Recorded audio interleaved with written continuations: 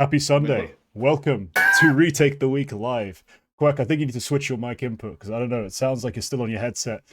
But whilst he sorts that out, let's talk about what's going on today. It is Retake the Week. It is still the number one Counter-Strike podcast run only on Sundays. And it's also going to be a live watch party of the major grand final. Well, watch party, watch along. We're going to be here. We're going to be doing our commentary, our yapping, and the game's going to be going on in the background. We will be watching. I recommend, if you are on the live stream, watching as well. Obviously, that's half the fun. We won't have the game on stream because we've never asked for co-streaming rights, so that'd be a bit of a risk that we're not going to take. Instead, we're just going to do our regular segments from the show in between maps. So after map 1, we'll probably talk about some news if there has been anything big. We're talking about the big changes because already the big roster mania of this winter off season has started. Teams have been dropping players left, right, and center. And hell, some teams have just been disappearing. So there'll be a lot to talk about, and we'll be joined by a guest as well during parts of the actual matches, I believe. Yumi has agreed to come along and have a natter with us. So as soon as the games go live, I'll add him to our call. We'll see when he shows up. But for now, we're just watching the desk, the pre-game desk. Blair, Maui, Yanko, big trio. Not in stature, but certainly in intellect on the desk. Whacker, let's do our little chat about these playoffs, because that's usually what we'd start the show off with, right? We talk about the actual event. We talk about the show. We talk about it on the show. Certain things went the way I predicted. I was 3 or 4 on the quarterfinals. The one I got wrong was the one that mattered to me, though, because I picked Vitality to go all the way, and they immediately went out to FaZe. So that kind of screwed me over completely. But I did have Spirit going into the grand final, so I'm kind of all right. I'm just kind of screwed in terms of diamond coins, but we all know that diamond coin people aren't good analysts, as someone in my comments has told me before. Secretly, you have to be a bronze coin holder to be the best analyst because majors are purely random. How did your bracket play out? I wonder what you actually selected. Oh, I did put Mongols in my brackets, like I said. Oh, you actually did. It is still just it was the better storyline. I wasn't getting diamond anyway because I goofed the second Swiss stage, but it was the better storyline. I think it was better to be wrong about Mongols going through than it was to be wrong about literally any other team. If I was gonna pick, so I wouldn't have put better to be wrong. Yeah, I mean, no. If I was being serious, I probably would have put G2. I probably wouldn't have put Spirit. So I would have been goofed either way. But now that we're here, I'm quite excited we have this final actually because I think this is a very nice little lineup. Other than that, I was fine. I put Spirit and G2 obviously through, and I did put Vitality through. But if I was going for a diamond coin, I would have been fine. And then I got Spirit correct. Yeah. Wild. I don't know. It's been an interesting playoff series. I mean, I've done a video specifically breaking down how FaZe beat G2 on Ancient exclusively, but in order to prep, because I wasn't actually sure what demo I was going to watch that video. I had it in my head that I would watch a demo through, and I thought maybe I'd watch Anubis from the Vitality series. But I was like, you know what? No. I watched that demo. I used it as study, as prep. And then I went and watched, without having seen a second of it, because I was very asleep, the Ancient matchup with G2. And I knew kind of what to look for, because Karrigan has been, basically since the Furia matchup, beating teams in a very similar way. It's a way that you can't really counter, though. And it's essentially him manipulating defenses, using himself as the very convincing fake that he can be. Holding attention specific areas, attacking known vulnerabilities. It's been a pretty interesting run and very impressive, to be honest. I've been a big fan of it. So watching these guys play has led me to believe that we might have more in store in the grand final than we might expect. You might think, oh, FaZe, a nice little honeymoon run, almost sailing off into the sunset as we all expect it to end,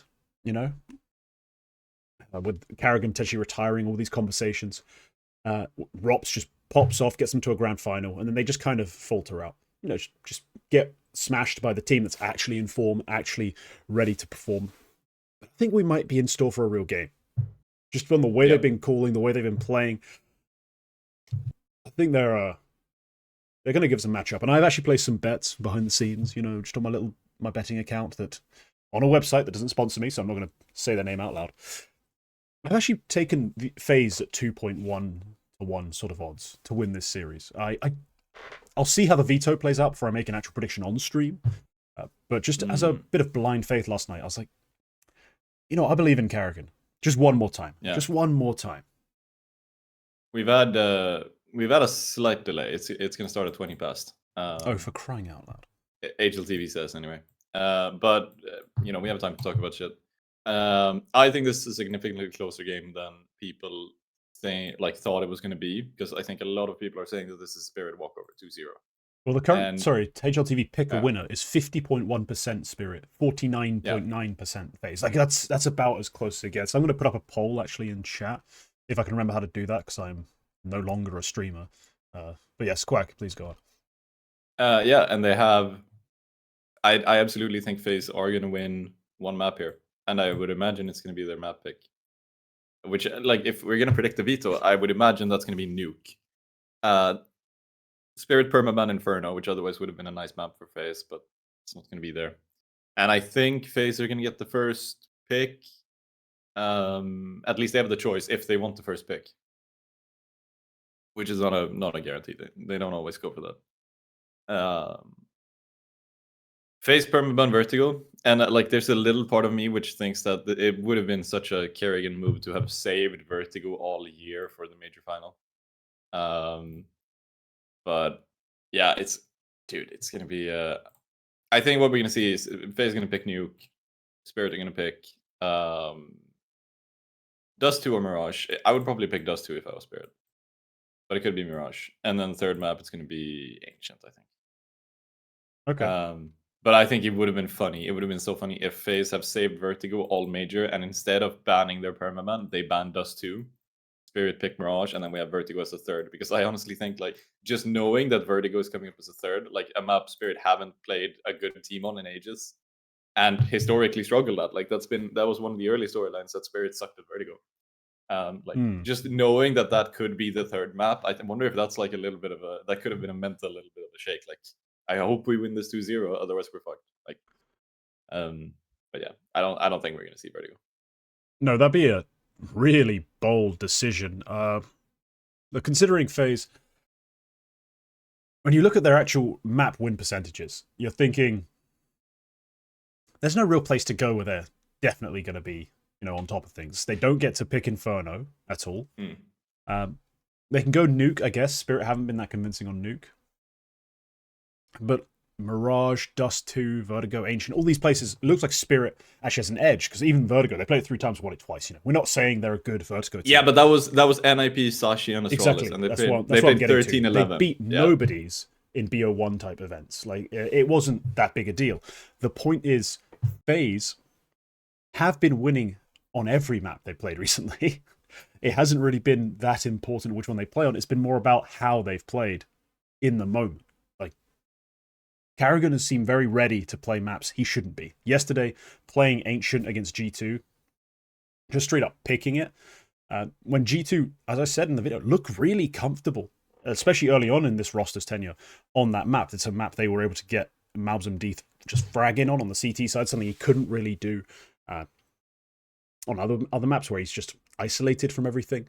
And FaZe pick it. Karrigan exploits that very detail almost immediately. The first gun round, he's solo challenging that sort of 3-man mid crunch that G2 love in order to get deep mid control and lane control. And then they, straight off the back of his distraction, run a straight up A push. That kind of a idea, this picking into a strength and exploiting what they do well, could come through here. They could actually lean into, you know, playing Spirit on Dust 2 and Mirage, just straight up. You know, I'd rather see a nuke.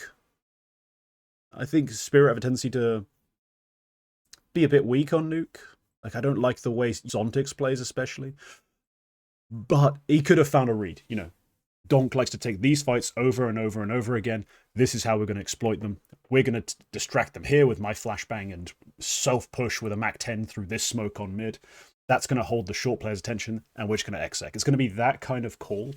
I think that's the kind of call that's worked over the course of these last couple series, last 3 series they've played. We'll see how they actually approach this, but I think it's going to be an absolute banger. And yeah, obviously MR12, there's always a chance that the series absolutely flops and we're done in the space of 45 minutes. Pray that it doesn't. We pray that it's actually an entertaining one, and we get to see at least 3 maps. I think it is going to be entertaining. I think FaZe have I think they should pick Nuke. Like I have a hard time. I have a hard time piecing together this series if they don't pick Nuke. But I think they pick Nuke, and I think they absolutely can, maybe even should win Nuke if they show up on 4. But after that, I actually have no idea. If it's Dust 2, I think I would give Spirit the edge. If it's Mirage, it's going to be more 50-50. Yeah. Still Spirit have an advantage there. But then Ancient's sort of the same. Ancient and Mirage, I think it's interesting we're going to end up on those, because I don't see Anubis. And like Inferno, Vertigo, I think they're out. So on all of those maps, I probably would have said, no, it's going to be... It's gonna be close, because I don't think we see Anubis. I think that's a pretty weak team for both, or weak map for both teams. I don't think Anubis would be such a terrible idea though, because look, they played Vitality on it and beat them, and they didn't have. It wasn't like Vitality's pick. It was the 3rd map that could have been Inferno realistically. So I don't think they were that heavily prepped necessarily for Anubis. It's just they came in and dominated Vitality. They always had, the stack in the right place. They always were able to find the hole in Vitality's CT side. Oftentimes it was, again, Carrigan poking and prodding around mid, really nailing his timings, and off the back of it, making great calls. So I feel like there's no end to the number of maps FaZe could pick, just because they have been so good at playing a style rather than a map in these sorts of in these last 3 series. So yeah, we'll just see how that goes. As for Rops, big fragging performance. I mean, the playoffs, he's been over a kill per round, a ridiculous rating of like 1.4, 1.5.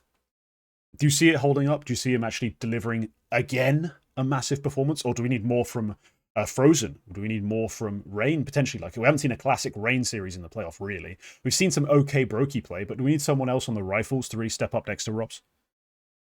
I think Rops absolutely could continue, but I think that's honestly maybe even the bare minimum. Like, if they continue exactly as they have done, that's putting them in the game. But I do think with the potential, like Shiro has played so well, and as much as Donk's average kind of went down yesterday with the mouse series, if you just remove that first map, he's still like 150 average over the playoffs. So it's because he was 150 on pretty much all of the maps aside from that. So it's a bad map can happen at any time. I don't know.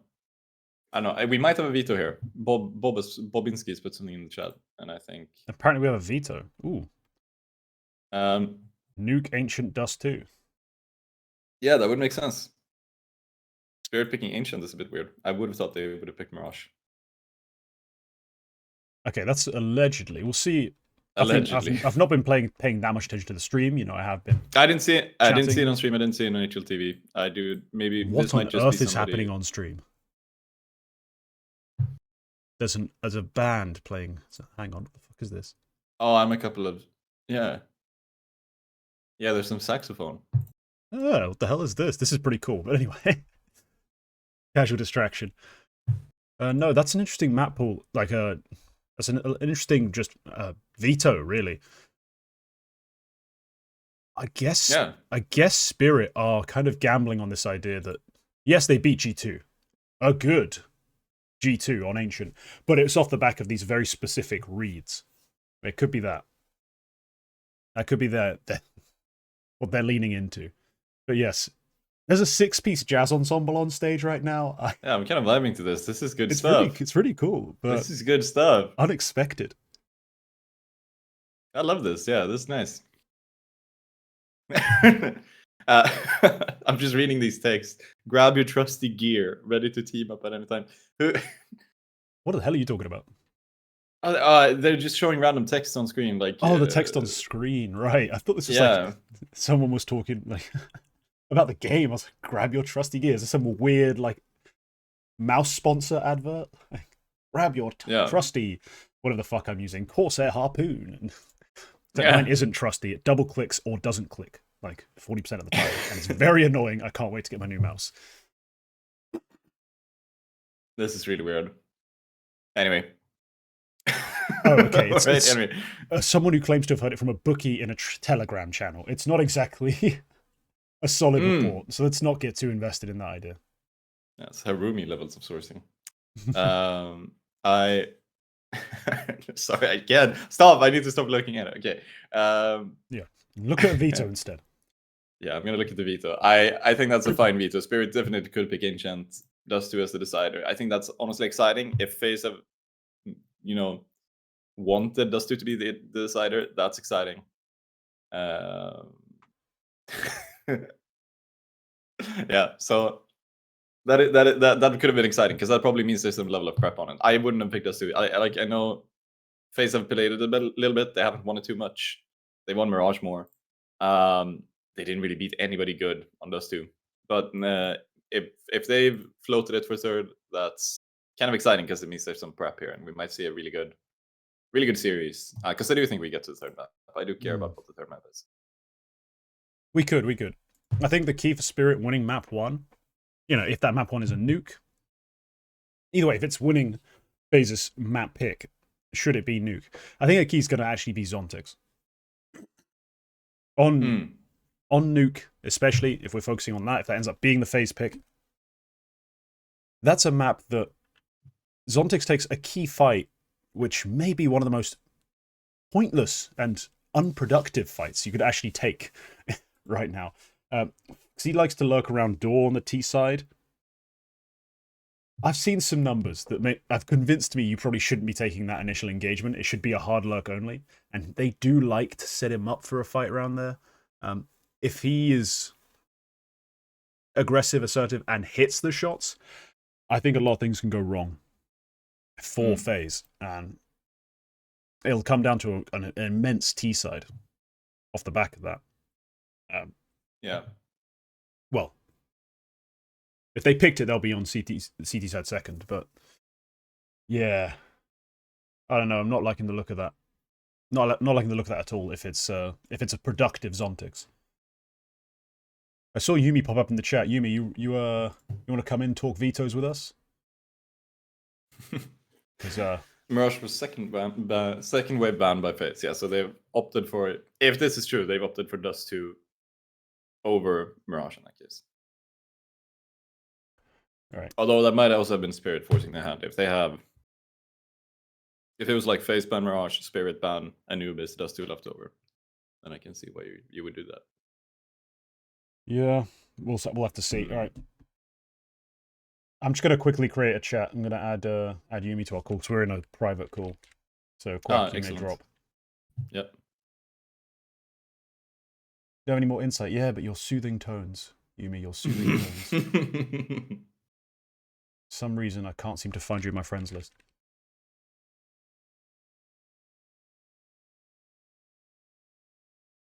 There we go. Okay. Let them sort themselves out. Apologies for any coughs that make it through. Good morning. Jongu Jazz. All right. That was something. It was. We just had like 6 minutes of jazz just at the start of the major. Who doesn't love a little jazz? But yeah, we're going. It seems we're going up to the stage. Maybe this is the veto now. My Mandarin's a bit rusty. This will be walkouts. Oh, it's gonna be walkouts. Then we'll do a veto on stage. They'll do walkouts. They'll have players, and then they'll do like all the camera panning of the players on stage, and then they'll talk vetoes in the studio. All right, sweet. Right. Oh, cute kiss cam. Anyway, no, I mean, Yumi, we've talked a bit about it. Do you like that look for either team, really? If it is Nuke, Ancient, Dust 2, do you give the edge to Spirit, or are you a believer in Karrigan's veto? Nuke, Ancient, Dust 2. What? Yeah. Spirit are picking Ancient, FaZe are picking Nuke? Yes, that's the idea. I don't think FaZe...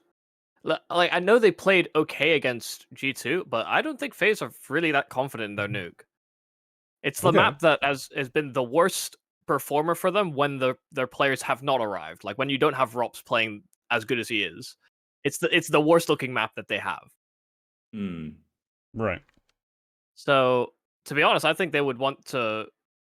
They might even try and lean into a Mirage or hell, a Vertigo or some shit. I wouldn't hate that. I think Vertigo would have been so fun. Vertigo I don't be think they do hilarious. I don't think they do it either. But I think they would rather play a Mirage than Nuke, in my opinion. Okay. Banks, the outfit. We kind of have to address this. Like, do we? This one isn't fire. No. This one isn't as bad as the last one. He had like a blue and white one that really just does not match his skin tones at all. Yeah, I was gonna say it's not that these suits or this fit is bad. It's more that I don't see him in it, and it's not quite tailored to him. Quite right. Like technically, I think it fits. I just don't think it fits him. Maybe it's too used to seeing him in a suit, but yeah. I do like the pattern. I like the like the material, what it looks like. It looks pretty sweet. I think I'd look great in it. But to be fair, I have an unbound ego who believes he'd look good in anything. So, well, it's not like a traditional like this is an actual like Chinese suit. It's like a Mao collar suit. Yeah, it's not the there are other like traditional garbs you can wear that like have like the rope knot or ties or whatever you have yes, I see what you in the mean. buttons. Yeah. This is like an actual suit that he's had made. So I just think I'm pretty sure you're supposed to wear a shirt underneath it. Because the Mao collar is supposed to have like a white. It's like almost like a priest's thing almost. Yes, I see what you mean. Oh. It is weirdly bare underneath. Yeah. He does kind of look like he's in very tight-fitting PJs, but yeah, it does look like a pajamas. It absolutely looks like a pajamas. Yeah. But hey, let's talk Counter-Strike. Let's talk Counter-Strike. Yubi, I don't know if you made your pick for Player of the Year coming into these playoffs, but I expect, at least after the final, it will be obvious. But even before the final, have things shifted? Are you on the Donk train? Were you on the Donk train before? I mean, only one of them's in the final. Yes, that is true. But some people made their mind up no matter what happened in the playoffs. So I don't know. I think for me, it was more between ZywOo and, or actually it was Monacy pretty much outright based on what they'd done in the year and how consistent he'd been throughout the year in getting them wins. Like I don't put a lot of credence to you win Bet Boom events. That's a fucking banana cup. I don't care. Katowice, agreed. Very legit. And a major win for ZywOo or a major win for Donk maybe had them shift up a place or two for me. And I don't know, just given the underperformance of the other two, I think it did come down to accomplishments alongside the stats, and Donk already had outrageous stats for a rifler, and now you add the fact that he could be a major winner this year as well. Like, I'm already fine with Donk being number one now that he's in the finals of this major. Yeah. I mean, he's had an incredible year. I mean, in terms of rookie seasons, full seasons, because obviously he did play some Spirit Counter-Strike, I think, last year. Nothing really serious. It's definitely got to be the best rookie season we've seen since ZywOo, and probably surpasses it if he wins the major, right? Like that's got to be it, because ZywOo you can I think you can remove the word rookie from there, because it is just like if we're talking individuals, I don't think anybody's ever hit some of the stat points as he's hit this year. Like any raw fragging stat points, no. Yeah. Players have had, grand slams, major wins, whilst also putting up 1 point something, like 1.3 something ratings. Simple has done that. I don't think he's had a better year than Simple has had, actually, quite a few years, because Donk has had some major blowout, just nothing burgers in terms of events where they've just gone straight home. He's had back-to-back-to-back series that were either mid or bad. It's just that his fragging has been so insane in the series the events they have performed at that, across the year, his average KPR is ridiculous. I had Monacy coming into the event, and I think watching the event made me realize how close it was. And I can be swayed. Let's just put it that way. I mean, Quack, I know we had some bickering back and forth about this yesterday in DMs. Yeah. I think if I see a Donk who is on the major final stage and smashes FaZe, it's going to be hard for me to keep making my Monacy case, talking about the AWP, the anti-AWP sort of meta we're in, the fact that he's so clutch on the T side where so few can seem to manage it, performs even better on the big stages when the lights are brightest, compared to his competition who both take dips, if you look across the year, in the arenas. There's a great case for Monacy still, but I watched Katowice live, not in the arena, but I watched it live and I was like, oh crap, that's something. To then end the year the same way I started it with, oh crap, that's something. So, yeah, I might be swayed by the end of it. We'll have that conversation as it comes up, though. Yeah, I think I'm already on the Donk train because I think that he's more or less done something individually speaking that no other rifler has ever done, and I think that's all of Nico's best years. He's never had stat points like this. Not even Get Right 2013 is statistically. There are metrics where Donk's 2024 has beaten Get Right's 2013. KPR is one of them. That of course, that. He was 0.87 KPR. Donk is 0.92 so far, and I don't think he could increase it today over the whole year. But 0.92, yeah, it's whatever the case is. People will say, yeah, weak op meta, yeah, but there's no other rifler doing this in 2024, nobody else. So it's just it's so new that it's hard for me to motivate anything else. Otherwise, I probably would have taken Monacy. And if I can still see the argument for Monacy did a lot more. I think ZywOo's out of the running. I think it's going to be Monacy or Donk at this point. But I can still see the argument. Monacy did more. He won the events. He did all of that stuff. So I'm still fine with that. But if Donk wins the major, then I don't think there's any argument for anything else, because then he's a major champion, KQLY champion, and in 1 year. And then sure, there's not too much in the middle, but that's considering Navi have won pretty much everything else. At that point, winning KQLY and winning one major is. Well, Navi have won 4 events this year. To be clear, they've won a major and 3 events. They made 3 grand finals in that 6-event streak of grand finals, where they didn't win, so they actually finished second. But no, because I think Navi, sometimes are going to get a little bit overblown in terms of how dominant they were this year. Just because, yes, they had. I'm still going to maintain fluke major win. You don't win majors at 48% round win rate. It's just not a thing. And you also don't do it with the complete wrong players performing and expect everyone to just go, oh yeah, that's exactly how it's supposed to play out. But no, they won that. They then have those 6 events in a row where they're in the grand finals, lose 3 of them. All in all, yeah, good year. Maybe team of the year, maybe not. If Spirit win this, that's 2 of the 4 big prestige events in their hands. Vitality won the other. You can make your case for grand finals of Cologne meaning something, but I think it's a more open conversation than perhaps that 6-event streak had us believing. I think Navi are still team of the year. I think it's hard. You really have to argue event importance into that, and I don't think that's reflective of an entire calendar year. I would make that argument though. Let's be real. I personally would. I do think it is more important to win when you have the grand final of Cologne, to win majors, to win Katowice. That's ultimately historically what we compare teams by, years by. I don't care that they won the Esports World Cup. Doesn't move me next year. The problem you have is that sure you win Katowice and you win a major, but would you say that you could ever make an argument that Spirit could have had an error this year? No, but you couldn't really make the case for Navi. Because they didn't win 6 events in a row. They won 3 events. But say Navi won this major, or were in the finals of this major, would that not be an era-defining feat? I mean, 2 majors in a year, 3 other tournaments, grand finals of a bunch of 3 others. I think that's warranted to be not only the best team or the team to beat in the year, which I think is really what team of the year is supposed to encapsulate. But it's also just a way. I think there has to be achievements behind the metric. I don't think Spirit could be team of the year. They might have roster move of the year or best rookie of the year. They can have all those accolades. But if you only really show up at 2 big events in the year, That's not enough, especially when they're so far apart from one another. Yeah, no, that's fair.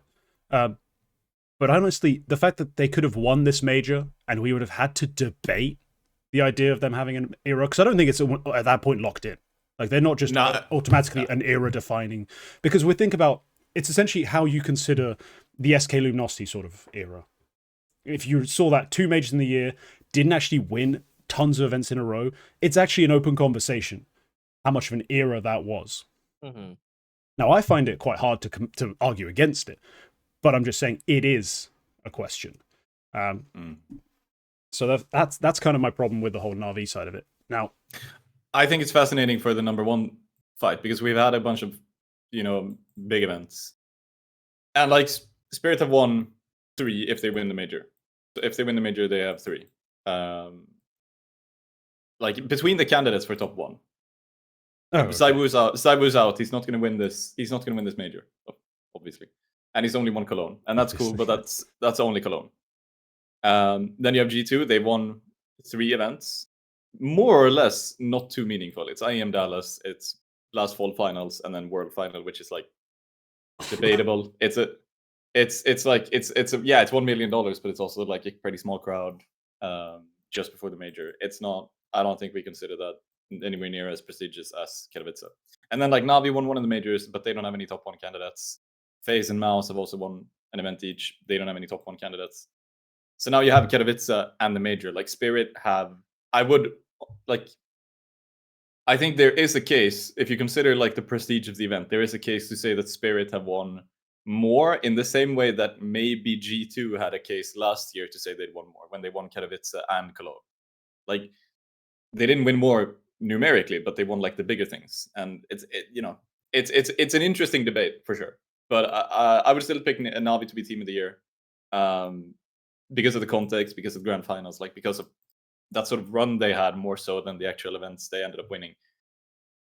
But I would probably pick, like if Donk wins the major, I would honestly put him maybe on par with Monacy achievement-wise as well, to be honest. Like I just because of winning those big things. In the same way, like, Nico would have had a pass last year for winning those big events, but then winning pretty much nothing else. Yeah, the case for Monacy isn't that he's won the most. He's only won 3 events, and I don't consider any of them prestigious, necessarily. I mean, the Blast World Final, you won the biggest Blast event. That's great. Let's not pretend like we define Counter-Strike history by Blast. Like, let's be honest. Unless they're hosting the major, it's not the biggest of movers when it comes to the culture.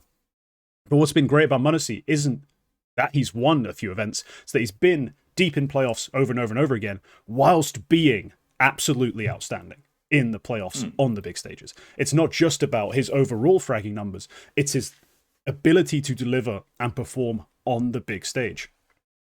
So that's why I think the Monacy case is far more compelling than even just his accolades could ever indicate. Sure, he'll end the year with, 3 MVPs and half a dozen EVPs, maybe more. But in the playoffs, I think his arena rating is a 1.36 or something absurd, whilst Donk's relatively low. It's in the mid to low 1.2s compared to how dominant he is in groups when there isn't a crowd, when he is stomping on, less impressive rosters. I think that's a very important factor. And we're back to Player of the Year when we were talking Team of the Year, but it's been the dominant narrative of this major playoff. We all talked about it at length as soon as we saw that bracket. We talked about it on Retake the Week. We talked about it on the Double Swing. Everyone's talking about it, and I think it's going to keep coming up. But I hope we can get into some good Counter-Strike. And do we have an official locked-in veto yet? Holy crap. How long does it take to show me 3 maps on screen? Still huddling. We got another 5-minute delay.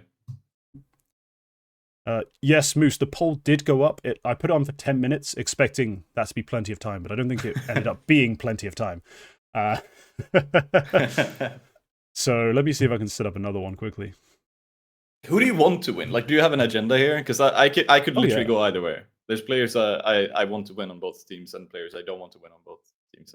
Yumi, I'd like to hear your thoughts. If you have a pet favorite, I do, but I want to hear your take on this. I mean, I'm gonna be honest. I want Spirit to win it. Okay. Mainly because they can sort of start their year and end their year in the same kind of fashion, actually finding success.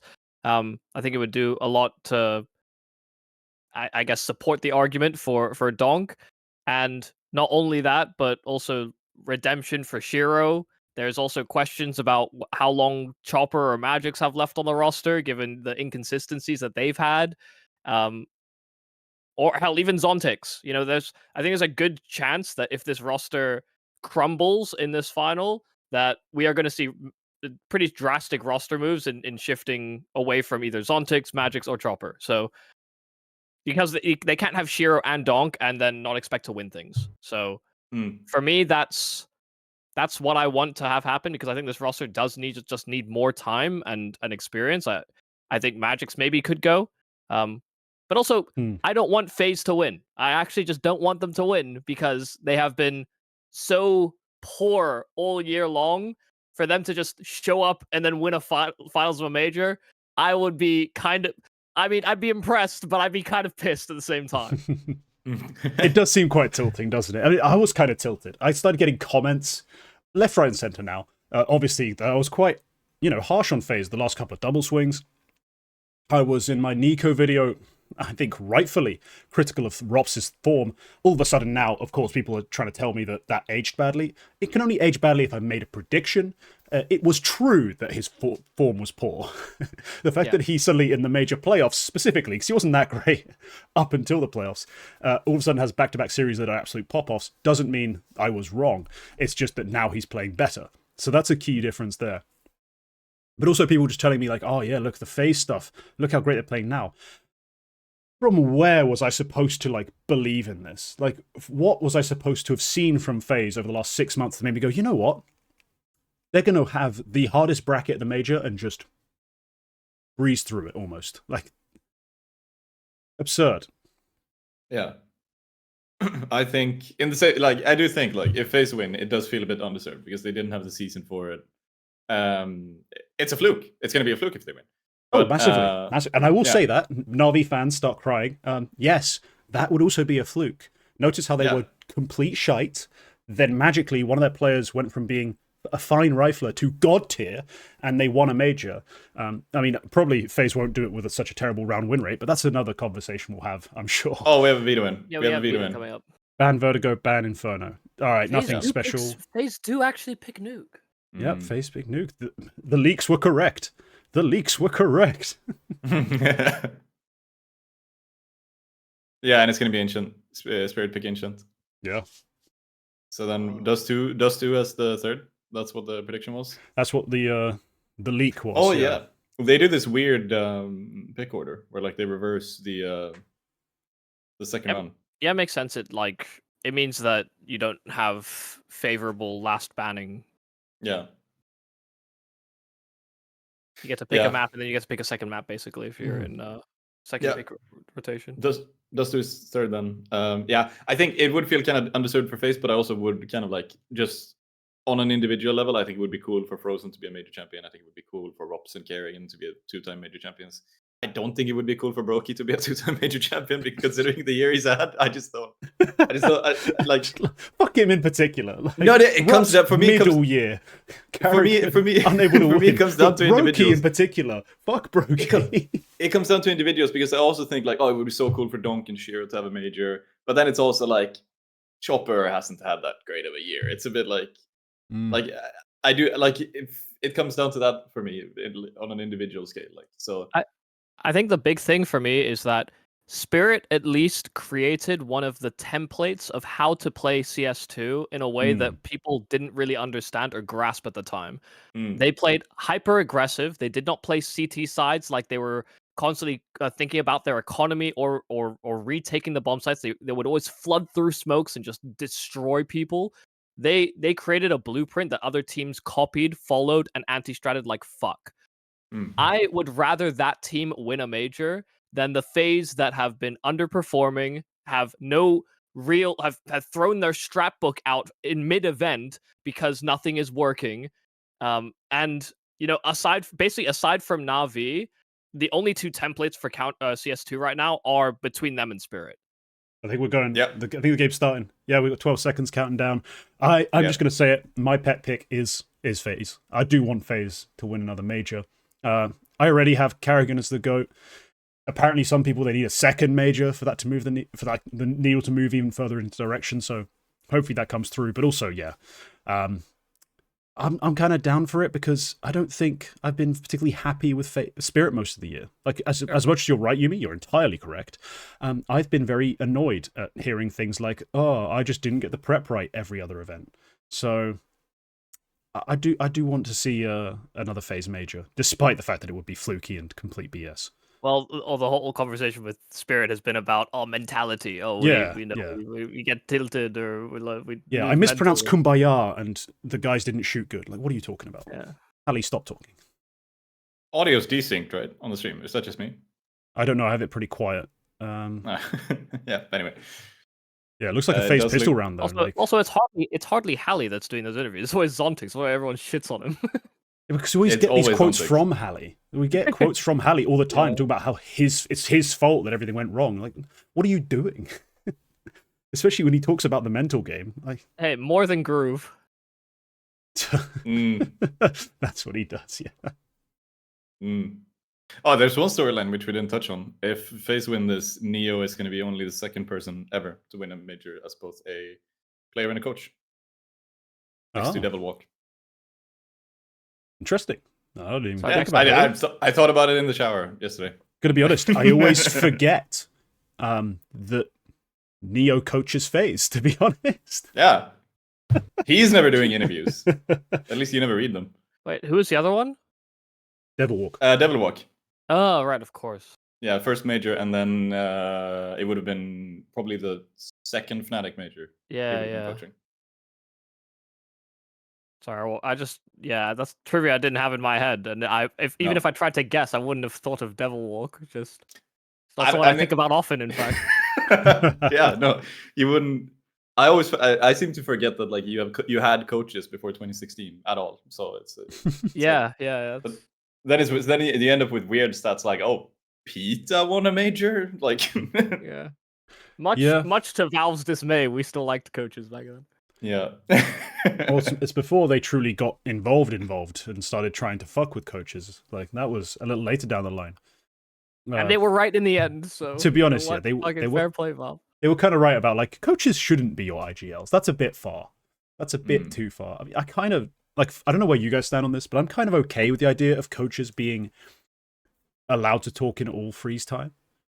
I kind of don't mind that, but I do not like the idea of a coach being able to call in the mid round or call whilst the game is live. I like it like a basketball model, or like Right. a football or NFL model, where like Yeah. you have to call the timeout to like talk to your quarterback or your point guard or whatever, you know. Yeah, that's the NBA model. Because in the NFL, you are constantly on a mic in the quarterback's headset between every Oh. play. Like the quarterback can Okay. overwrite you, and he can decide not to do a play that you've called. But yes, they do call in. They have a headset mic that goes into the quarterback's Okay, I actually ears, didn't know that. essentially, Yeah. and they can call.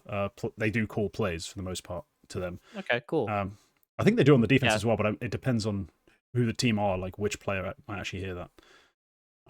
Either that or have the coaches like all the way in the crowd yelling like they're in a football stadium or something. Yeah, just at the edge of the stage. So they're Just at allowed the edge to of yell the stage. entire round, but they The have to do it from a entire game. distance.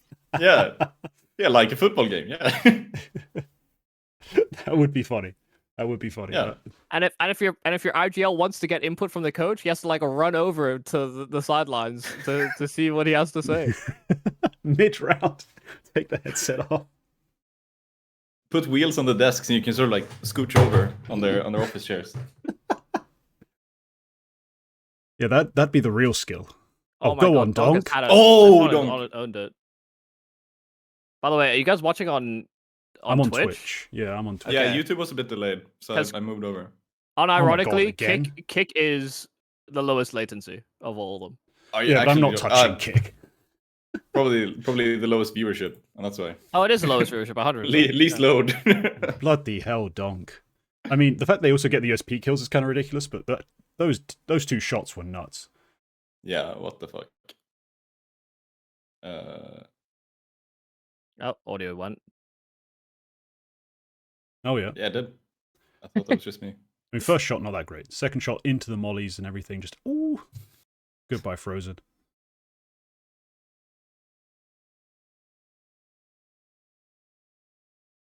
Well, that's what we want to see, right? We're here for Donk. We need to see some Donk. That's great, I think. That's going to make things a lot more exciting. Yeah. Yeah, this would have been an absolute... Even though I did like the idea of FaZe winning, the idea that they could win with Donk, like going full floppy, like, you know, not the player, but like just not being in the moment, if you know what I mean. That would have been an issue for me. It would have been very unfun. And the poll is concluded with you guys picking Spirit as the winner. Yeah, that's probably the odds-on favorite. Yeah, audio is desynced. It's amazing. I don't really get who... audio guy. I don't know why this happens, because like how many events have these people run? Not even that. How many consecutive days have we done? Like, yeah. It's not like it's the first day of the event. How's it? It didn't even happen in the show match. So why is this happening? Oh my god! I don't get it. I don't know. To be fair, I'm sure nothing is supposed to change. So audio guy's probably just chilling, and then everything's just bursting into flames in front of his eyes. He's like, "But how has this happened? Everything was fine like an hour ago." Yeah, he's just having a relaxing time. He's watching someone else's co-stream, like we remember from...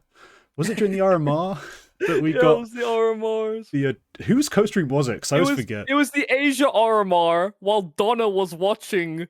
Donna, that was it. Yeah, she was watching the Drillers.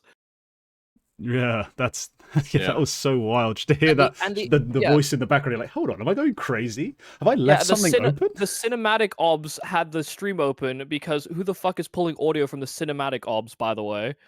And nobody knew about it. Nobody fucking flags it until like probably the 15th time out or whatever. Yeah, it was silly. It was silly. What was the like a Czech event where they, you know, they try to tab back into the game and there's like a gambling, there's like a casino thing running. I don't know. Yeah, you didn't see that? It was on Reddit and everywhere. I think it might have been the tip sport thing, which is always so cool, but it was like the online stage. And then like, you know, they've been at the desk and then they try to go into the pistol round. And like they have the transition and everything, and it's just like an online casino sort of like slot machine. Brilliant. Because the observer obviously was on. Like he obviously was on. Hey, you just gotta know if you're gonna hit crazy time or not. Yeah. Bloody hell.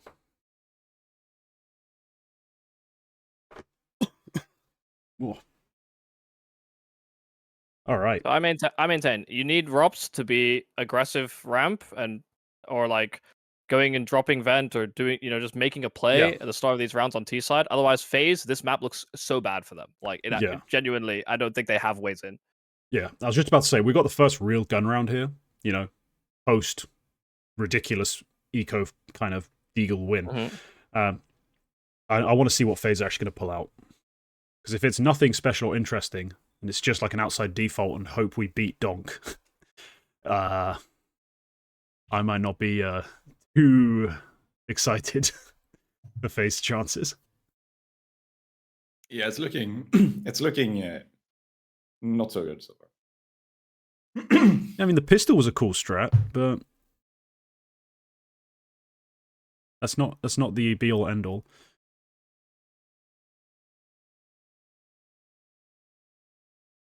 Yeah, this is default as fuck, but they are readjusting to, I think, a more aggressive ramp lean. Yeah, there we go. Rop's having a look. But the rotation's there, so it's kind of stifled. Like, they're going to have to wait until like the 40-second mark to make anything happen at ramp if they want to make it happen. It's on the outside players. Or player singular. It's just Rain now. All right. One Molotov and a prayer. Just take a site. Yeah, let's see how this goes. Yeah. I have already seen how it goes. Terribly. Because I switched to kick. Wow. It goes terribly. It goes who'd terribly. have seen that coming? Yeah, a 3-nade exec. It was, yeah. If you're gonna just late walk into something, make it ramp, I guess. Like, please. Yeah. Just randomly trying to exec A with that limited util it's ambitious to put it nicely. Not something I'd rely on. I think FaZe's nuke is just like the map I've seen them play the most, and always just so often I've just left so disappointed. So I have a Hmm, lot of thoughts on this map. Like they have there's no punchiness right. except when they played G2. When Do they you played think, G2, they managed to get it done, yeah. just a side note, do you think just making the final has saved Spirit from any roster changes in the offseason? Like, No. because I could have seen a bunch of roster changes happening if they had it, if they don't do well at the major. Now they made the final. That's pretty good. I think I have faith, or weirdly, I guess I know enough about Spirit as an organization to know that they don't care where they are in this playoff. If they know that there's a big roster mania shuffle happening and there are players available, they will inquire and they will see what they can get. Mm. Yeah. They're This a very is- pragmatic organization. Yeah, if you think Makes about sense. it, like there's a big Russian shuffle coming. You know, we've already seen a couple little things come through. I expect them, if the right player comes along, for that, at least in terms of their expectations, they'll make it. They'll make something happen. It won't necessarily be like multiple moves, because I think even if they'd bombed out here, the major, like they wouldn't have made more than 2 moves. I don't see anything further than just like cutting magics and zontics. Like that's as far as I think they'd have ever gone in this off season, because guaranteed upgrades at the AWP position, there are none. You're not going to replace Donk. You're not going to replace Shiro, I don't think. No. So it had just been those two like kind of supportive, like less aggressive riflers. Yeah, Zontix. Changes. I'm not even sure you would want to replace Zontix. It's a bit. I'll put it this way. I mean, they won back-to-back at TIs. Or wait, they won the 2023 TI. And like 6 months later, or 6 to I think maybe even 9 months later, they made roster changes. So it might extend the roster shuffle, them past the roster shuffle. But I don't know. I think there's been enough weakness shown. They're probably going to make a couple changes. Yeah, let's see. I mean, here they're in a bit of an awkward spot. Just got rushed down to a 2v2 by the Tech9s. Upgrades found as well. Oh, never mind. Chopper gets that kill, but Brokey. Okay. Chopper's won no it. time. Surely no time. Yeah, you guys are maybe ahead of me, but yeah. Ooh. Oh, I thought it was sticking it. He couldn't. Right. Brokey Well too He- close. Yeah, That wasn't a full buy round. That No. was Tech 9s, I think. Yeah. It was Tech's. Good stuff. I thought Chopper was going to win it, but he decided to diffuse for the fight. Like if he went a little like perpendicular to the bomb or the angle, he could have maybe gotten away with it. Yeah, but I think Brokey, if he checks, he doesn't have to swing that wide to get the info, because you do have the cables going to the bomb. Yeah. He has the info that it's being stuck and he can just hard swing, and that's round over, because Chopper either comes off or dies. And if he comes off, it goes off. So Yeah, also kind of impossible to make plays to ninja defuse the bomb when the crowd will yell immediately.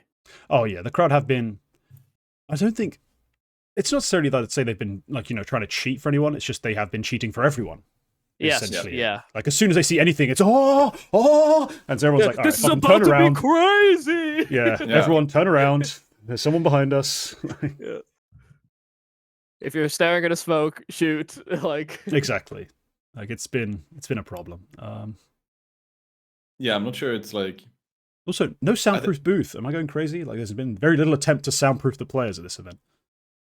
They stopped doing that after like Berlin or something, and I've heard so many reasons why. Because I've heard that it's apparently ridiculously expensive. I'm not sure that's true. I've heard there's like it gets really uncomfortable because it's hard to ventilate them and it gets really warm and stuff, air quality and everything. And also like if, something about like fireproofing. Like it's not exactly fire safe to lock people into an airtight thing. That's like the 3 reasons I've heard. I don't know if it's true. Yeah. Down goes Donk. I believe all these things are true. It's yeah. They basically need to either like source soundproof booths that they cannot properly test, so they usually just buy their own. It's like they're very expensive and they're very big. And yeah, the fire safety thing is like different laws in different countries, so you can't actually use them in every country. Yeah. Okay. So I do think it is just they might not make a good margin if they actually go for this. So, but like it's. I also think it's like it's even louder than it comes across on the broadcast as well. Because when you see the HLTV's like no comment thing, that's like I don't. They might have boosted it. They might have boosted the crowd noise, but like if they haven't, like that's still really fucking loud. Like when they're walking around on stage and doing the. I actually like that thing. They do like the ambience, like the ambient audio kind of thing, where they're just filming the players as stuff happens without saying anything. But that's loud. That's really loud. Yeah, big opening here from Rain, and then the outside just falls apart. I mean, Karrigan hitting that shot. That's one of those Karrigan. I've termed it FaZe bullshit shots. Someone misinterpreted this like, oh, when they kill someone who's not ready for them. No. It's when Karrigan shoots, doesn't mean to shoot someone in the head, and does. Or Karrigan, man who cannot frag, flicks and headshots someone at 40 yards. Like, those are FaZe bullshit frags. Like, 99% of the year, never see it. But yesterday on Ancient, Karrigan's holding for the mid push in towards T-spawn. And he sees someone run out to his left, so he shoots and flicks, but accidentally headshots someone who was actually where his crosshair was. Like, that's a FaZe bullshit frag. Karrigan sat in the Anubis A main, hiding, where Rops had just died, lets people go past, shoots one, then panic flicks, shoots the smoke and headshots Zywoo. FaZe bullshit frag. Like, those are the kind of kills I was complaining about, where I'm like, there's no other event and at no other time have I seen this stuff work. It's just here, a snap of magic, and Karrigan has these headshots just gifted to him. Yeah. It does feel like, some maps, it does feel like Karrigan is getting 10 frags, but it's also the 10 most impactful frags. Exactly. Of the entire game. Yeah. Like, and never in a million years does he win the those frags usually. Does he win those fights? Like, he should not be taking them, and yet he will, and hit the shots in the most important moment by some miracle, This is a nice little... Donk down again. Karrigan lurking in through main again. This might be their go-to, like, sort of play to try and create problems, but yeah, Chopper's perfectly positioned. Yeah. What a beast. Perfect crosshair placement, too. That's why he's the best IGL in the server. It's because he's secretly the best rifler, is it? Oh. Oh, Rain. Oh, Rain, though. Oh, that was gorgeous. All right, come on, Shiro. 1v2. Throwback. Throwback to the Gambit times. Actually win a clutch. Never mind, he's lost the clutch. He's saving. He's saving. Oh, hate this meta.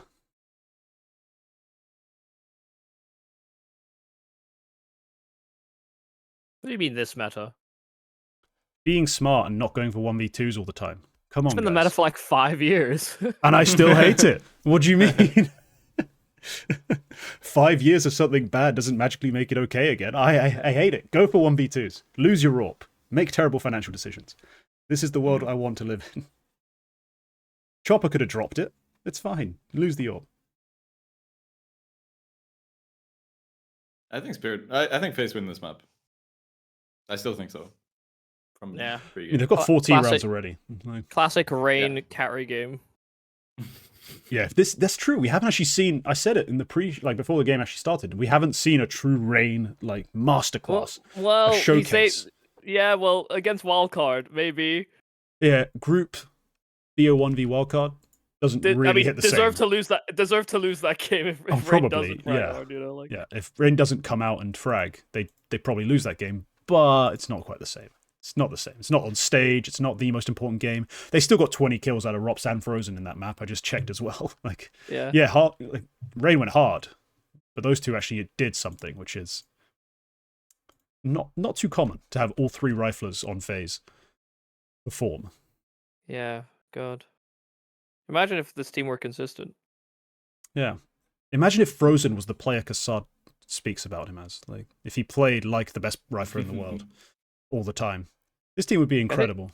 I think Frozen's maybe just too humble to play like that. Too humble? Yeah. Bro, have you seen this man's hair? It's not a humble man. Like, no humble man puts that much work into that hair. Just because he's got crazy hair doesn't mean he's a crazy guy. No. But it means he should have more, belief in himself. And more willingness to be that guy. More delusion. He should be more delusional with that haircut. You're right. He should be monologuing. He should be striking poses. He should have that aura It's because he about hasn't him. dyed it. True. If we bleached it, Froze would be the Oh best my player in the God. world. There we Yeah, go. Donk. Donk's There we go. wall-hacking. Donk. There He's we go. wall That's the hacking, yeah. donk. It's actually interesting. Frozen has had a great year, but so far the major is his third worst event of the year. Which is a Great. I'd love to know whether Donk has like special graphics settings or some shit. shame. Dude, this guy kills so many people on the secret cross. Oh, Hmm. wasn't there a thing? Simple posted about something like a bug. I'm not gonna say that he's abusing it because I don't remember how it Dude, works. wouldn't it be crazy though if it came out that Donk was actually just like a bug abuser? Yeah. Like that would be mad. It'd be crazy if it came out he was a Counter-Strike pro, yeah. Yeah, Oh. fair enough. Yeah. don't get 4-3. Saw that one coming. I mean, I didn't see that one coming, but it's fair. Thank you, Dozbik. Bro's wearing a Hawaiian shirt and a jacket. Yeah, this has short This is sleeves. aggressively divorced dad core. Like, Yeah, some of us put effort into this show. yeah, fuck me Yes, for organizing it, doing all the graphics, and doing all the other work. Yeah, But this man put his show- jacket on. Yeah, showing and up was to late. the divorce lawyer's office. Saul Goodman kind of vibe. Yeah, comb over wear. That's true. Quack, you need to lose your hair. You got a girlfriend. Yeah, When are you proposing? We need you with less hair. and I automatically lose like all of the hair on top of my Yeah, head. yeah. Is that I how need it that works? comb over. Mm.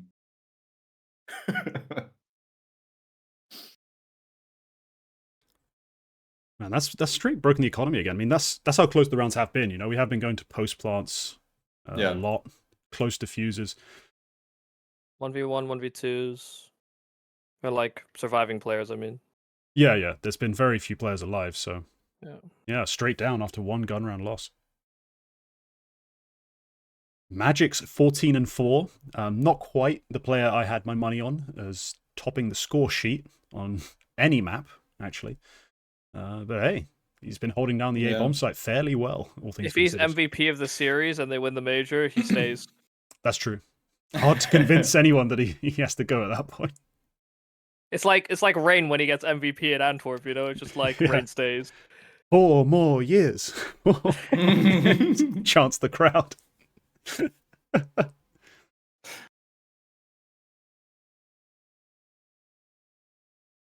Go on, Zontix. Farm those ecos. Yeah. Convince the forums you are the best player on the team. Stat those pads.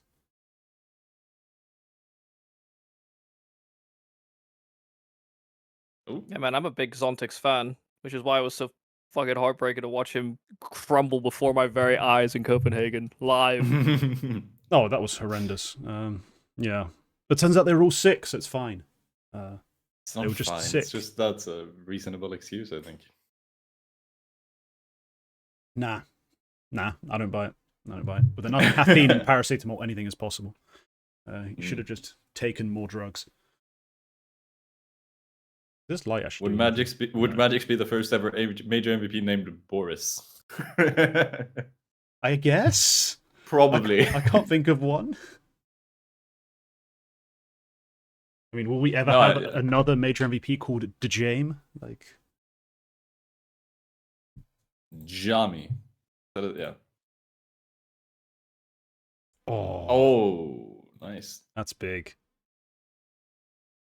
And Rops with the lurk. Oh, wow. Okay. We're playing the ladder game, right.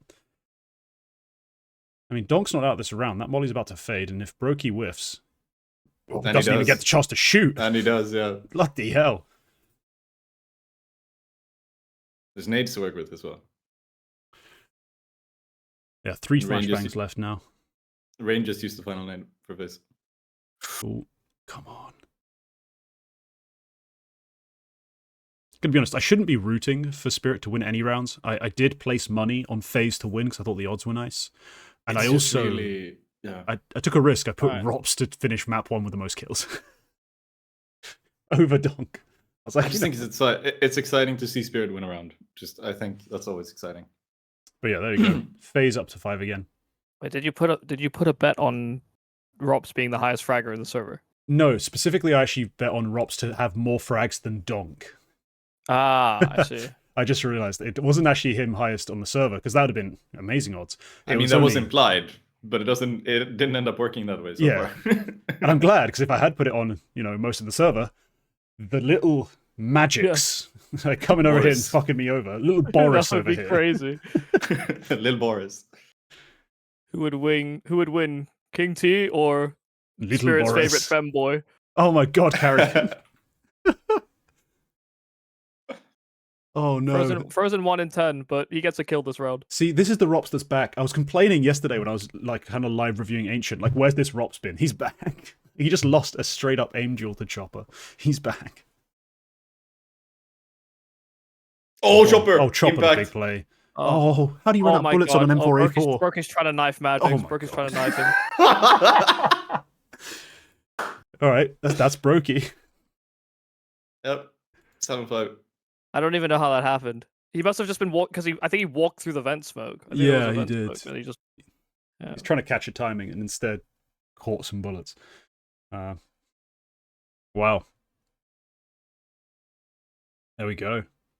What a Ali's half. finger wagging. Yeah, guys, listen. You've not been doing your dishes, and that's why we've been struggling. All right. It would be kind of weird if Hallie was a major winning coach. I don't know. I think Hallie's, from what I've seen, fine. Pretty good coach. Yeah, he's fine. It just feels weird. It feels weird. It might just be because he's the old academy coach. So in my head, he's still like. I am very pro old academy coaches. Yeah, I was gonna say I wouldn't really have any reservations about fucking what's his name on Mouse. Cyclone. Cyclone. Yeah, Cyclone. That is it. I mean, have you seen his arms? Give him all the majors, and let me cuddle them. Like, he has arms.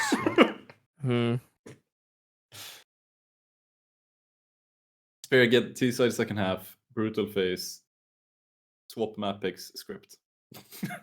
Oh, this is the classic, isn't it? Remember, it's like if you guys have seen Parks and Rec, you might have also seen this meme separately. Overcooked fish to jail, undercooked chicken also jail. That's how the like tier 2 chat reacts to everything that happens. Win your map pick, fixed. Lose your map pick, also fixed. Too many kills, still fixed. Everything is just fixed.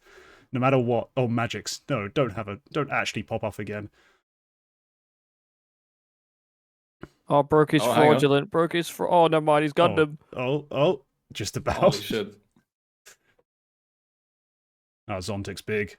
Oh, he's fucked. He's fucked. Donk 1v2. This is what we needed. Donk 1v2. Has bomb. P250. Invent. Yep.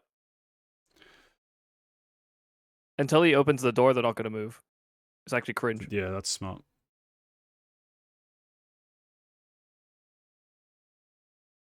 Oh! No.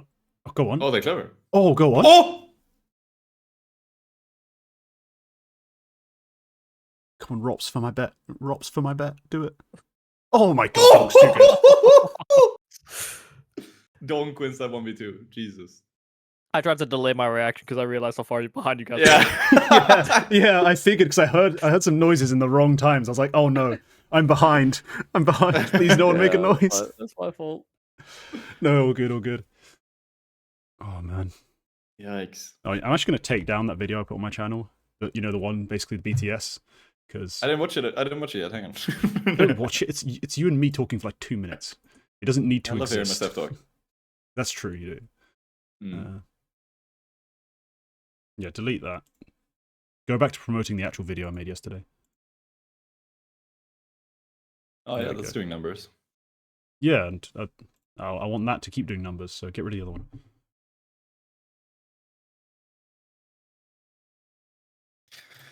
Oh.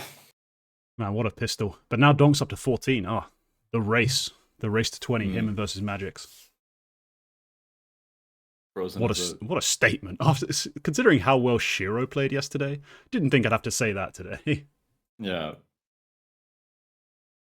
Frozen's having a rough time. He's having a rough year. I don't care what Quack says. Okay. I mean, he might have, but everybody else on FaZe is having an even rougher year in that case. Yeah, it's Yeah, just that's facts. Frozen. Frozen's that got the is rating facts. 2.0 buff. Like, you No, just, no, no, no. yeah. This is the thing. This is the thing. Everyone has had a terrible year on FaZe, but there are people that still have good statistics, and yet Mm. it's not Karrigan's fault. It's not Karrigan's fault. Apparently, none of it's Karrigan's fault. No one It blames can't be Karrigan. Farron's fault. Why would it be No, no, Karrigan's it's fault? He's of just the course it's not IGL, Karrigan. dude. Like, Yeah, yeah, what does yeah. he even do? Just the goat. But when Snacks has stars and they don't perform, it's Snacks' fault. When it's Chopper and stars not performing, it's Chopper's fault. But I Karrigan mean, gets a there's stars pass. and there's stars. Karrigan gets a Snacks pass, never gets a apparently. pass. Karrigan does not have Monacy and Nico and Malbs, but let's just put it that way. when Vitality don't perform, Apex is the one getting the fucking shit end of the stick. It's all the stars true. for not showing up. That's true. You know, it's No, like that's it's true. all the same That's shit, true. bro. That's Actually, true. I'll just blame Spinks himself most of the time. Yeah, a lot of people do. A lot of Vitality fans love blaming Spinks, Mezzy, whoever happened to underperform who isn't Zywoo. They'll blame them I blame Zywoo. every time. I'm down to blame Zywoo, honestly. Oh, nice boost. I also do love. I saw a screenshot. Oh, Rain, there we go. He's just been owning Donked in a lot of rounds outside. No, I saw someone. Sorry, go ahead, Yumi. The thing is, Bobinski is saying the difference is Karrigan helps his stars perform. Yeah, but if that were true, then his stars would be performing in the year, wouldn't they? Like, yeah, it's actually true. People just say that the stars go missing, and it's like if he actually helped his stars perform, then why the fuck are they performing? Like, please make it make sense to me. Well, the problem is, again, I still contest this idea that he has equivalent stars to any of these people. Like, let's be real. I don't see him having a superstar. I think his AWPer is fine. Just gets a lot of credit because of some like hype-looking plays. I don't think Frozen is the god everyone makes him out to be. Like, I just don't see it as a particularly star-studded roster. It's a bunch of very good, sometimes players, not great fucking monster fraggers. Yeah, but they're equivalent to Na'Vi. So why are Na'Vi able to win tournaments but FaZe aren't? So they have a better IGL. In this moment, for this year, they've basically had the better coach IGL. Like, they've just had a better system, better execution. Yeah. And I don't disagree with that, but we don't give Karrigan flack for that. Yeah, he has earned a lot of leeway, it seems, from the scene. He's got so much rapport that we just give it to him as like a shield. Like, oh well, you still have this many more months of underperformance before we start calling you shit. Yeah, people have been much quicker to call, Rops washed or whatever than they have. Again, if you watch the POVs, he has been. And we saw a couple fights today already where you're like, that's been the Rops this year. The guy who walks out, doesn't snap to the head, kind of whiffs his spray a bit and dies to Chopper. Like, that's kind of been the Rops that we've seen a lot of the year. And that's the part that's been very disappointing. These playoffs, he's been fucking bonkers. But, this game so far hasn't been that crazy. Yeah. Yeah, that bet looks absolutely fucked. I don't see Rops catching this 7 frag differential now. Yeah, he was good. Yeah, that pistol round kind of ended it. But it's fine. I bet 20p at a time. Like, I'm a smart man. Well, a smart That's how gambler. you make your millions. Yeah. Yeah, make my millions 20p at a time. 20p at a time. Oh, Rain again with an outside kill. Yeah, he's just really good here. He actually is really good. I don't think I've seen Yeah, a map no, where Rain doesn't perform well. He's a good outside player. Yeah, I don't think I've seen a map where Rain doesn't perform well on outside nuke. But I also don't watch many of them. All right, Donk 1v5. Here we go again. Come on. Yeah, 2 low players. There's no way they isolate these, though. Yeah, on that topic, yes, we do have our fair share of critiques leveled at Snacks and issues. Yeah. Which I think are often very fair. Yep. I maintain it doesn't make sense. Snacks to IGL, but not the coach that made him a good IGL with him. Yes. The coach who made a good team over and over again. He's made several good teams over and over again. Yeah, well, even when Snacks got picked up from Gamer Legion, like, that team was not looking so hot. It really wasn't. But to be fair, they weren't looking that hot with Snacks in them. Like, they were just... Yeah, that's what I mean. Like, that's the thing. He they were a very young, very fresh roster. And over time now, he's glued them together. And, he seems to think good things of ZTR. They seem to mesh well enough, clearly. But Yeah. it does take some work to get to that endpoint. Yeah, I think he's I can't remember if I've said this to you guys before, but I think Gamer Legion is probably the most professional. Oh yes, you have Team. said this on the double swing before, yeah. Yeah, yeah. Just they're so regimented. It's like it's weird to see them when they're coming out on stage for all the parts of the major, where they just seem to have like a swagger about them. Like they know they've put in the work and they're ready to fuck people up on stage, and it doesn't always work. You know, they obviously lost in the end, but yeah, they don't have a like, major for a reason. But they seem to have a lot of confidence for a team of like effectively rookies, which is cool to see. Yeah. How do you think they look tactically with ZTR? Because I haven't seen them that many maps of them. I don't. It's not. I don't really know how to gauge it because Yeah.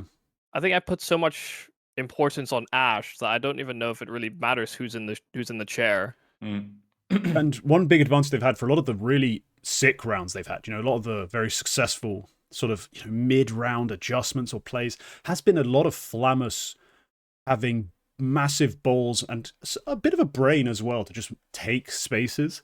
And I can't really, it's hard to judge sometimes if that's ZTR moving a pawn or if that's just a player who has that sort of intuition and is allowed to go make a play.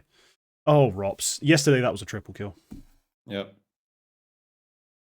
Yeah, because I think ZTR, he has I don't know, I think some people say he got cut from Metasport for a reason.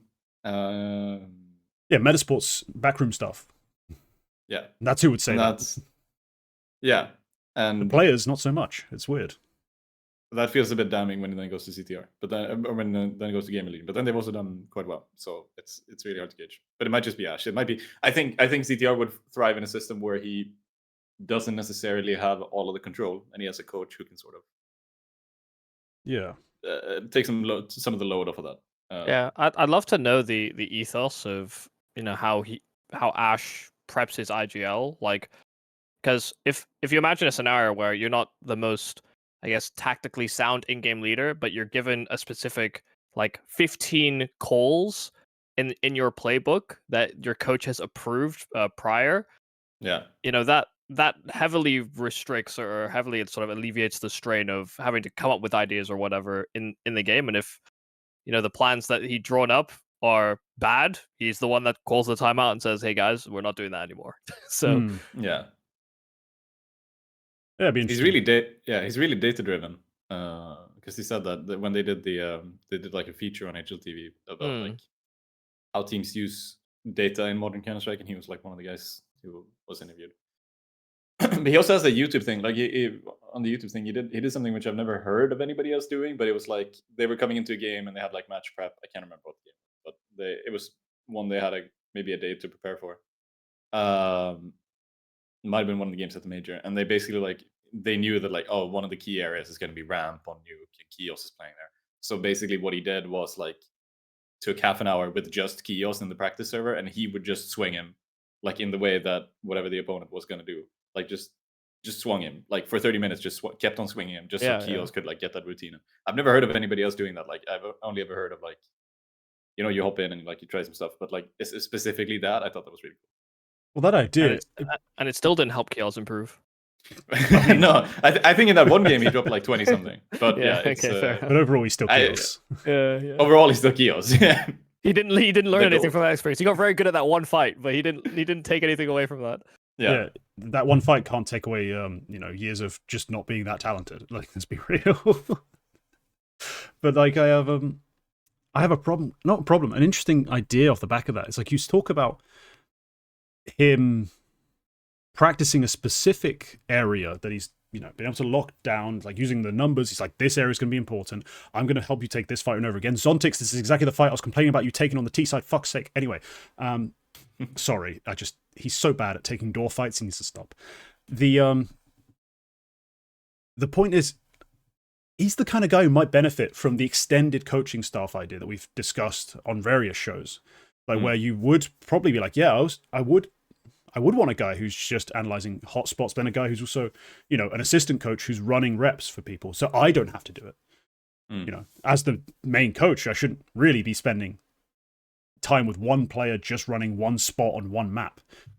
That would be more of an assistant coach duty, and like this would be something that also finding that data, we'd have a different like sort of assistant again who's running numbers.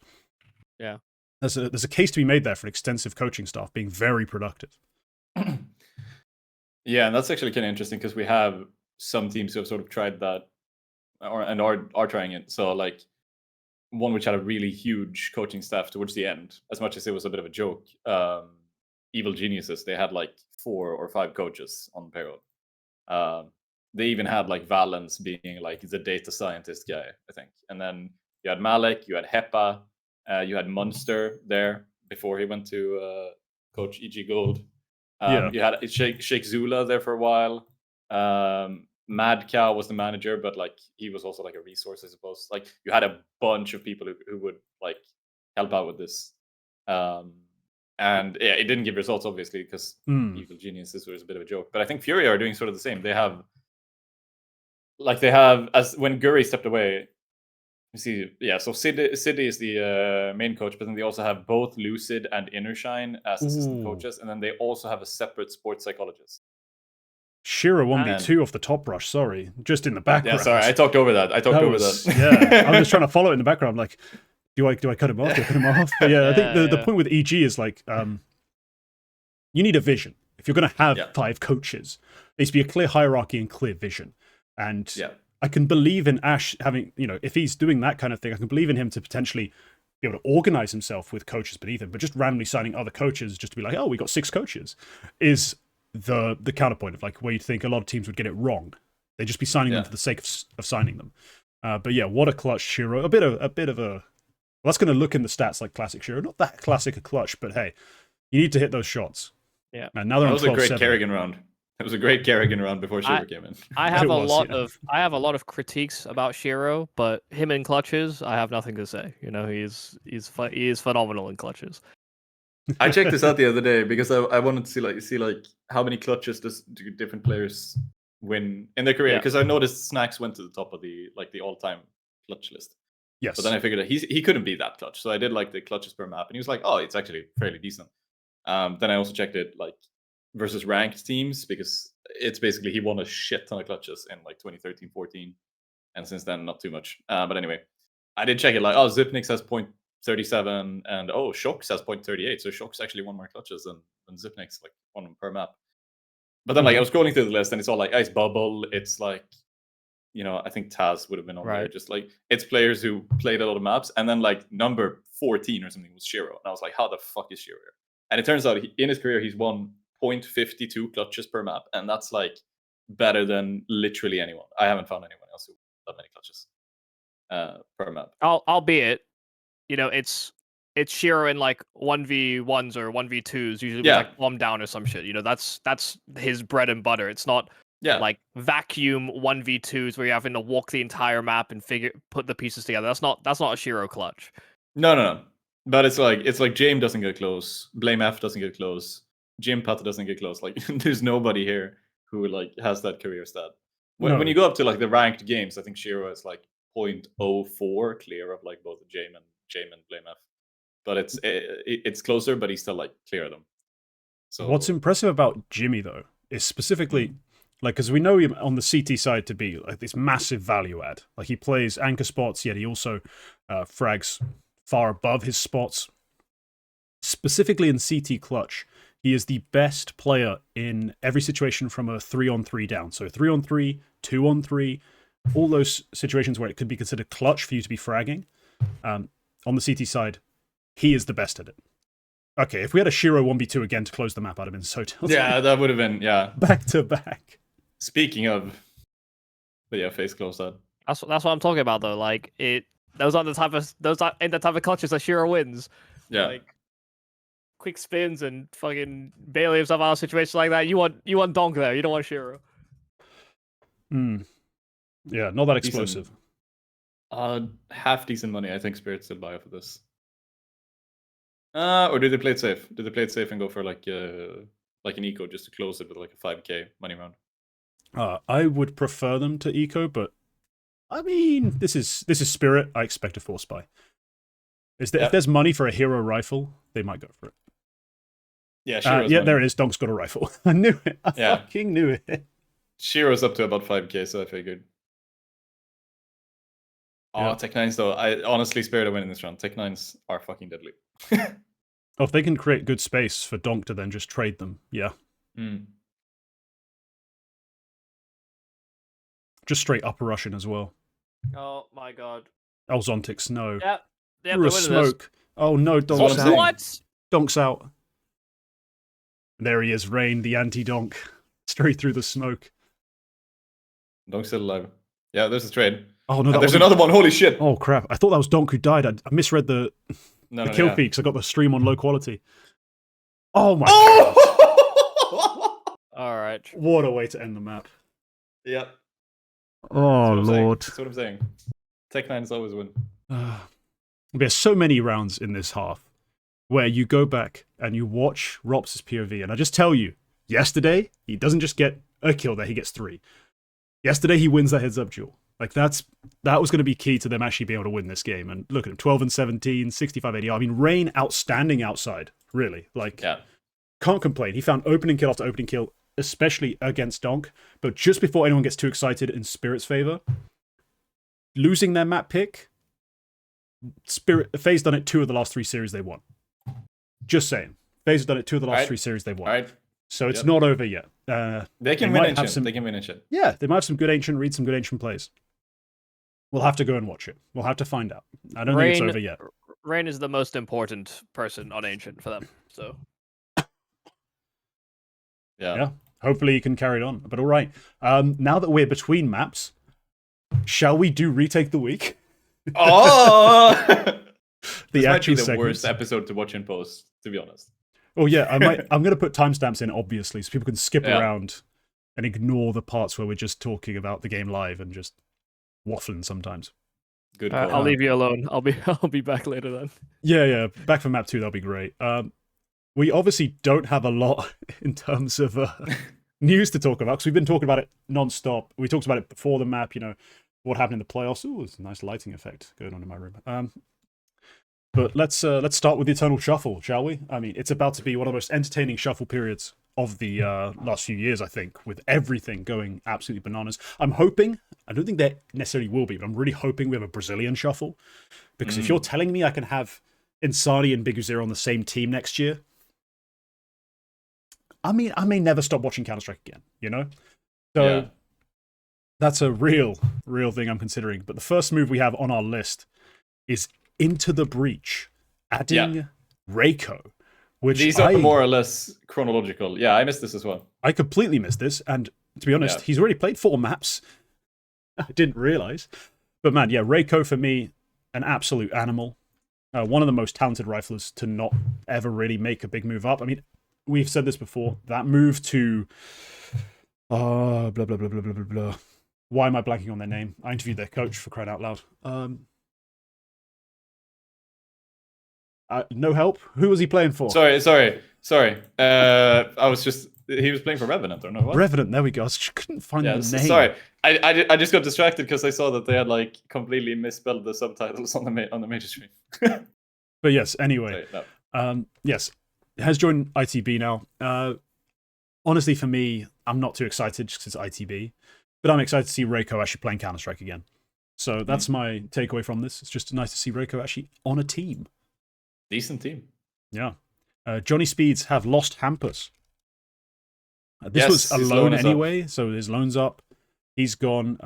We're looking at Bob XD also moving team, aren't we? So I'm not sure that's true. Some rumors are saying that they're going like half Danish, half Polish instead. But yeah, he's played great for 9, so I don't know why 9 wouldn't go for him.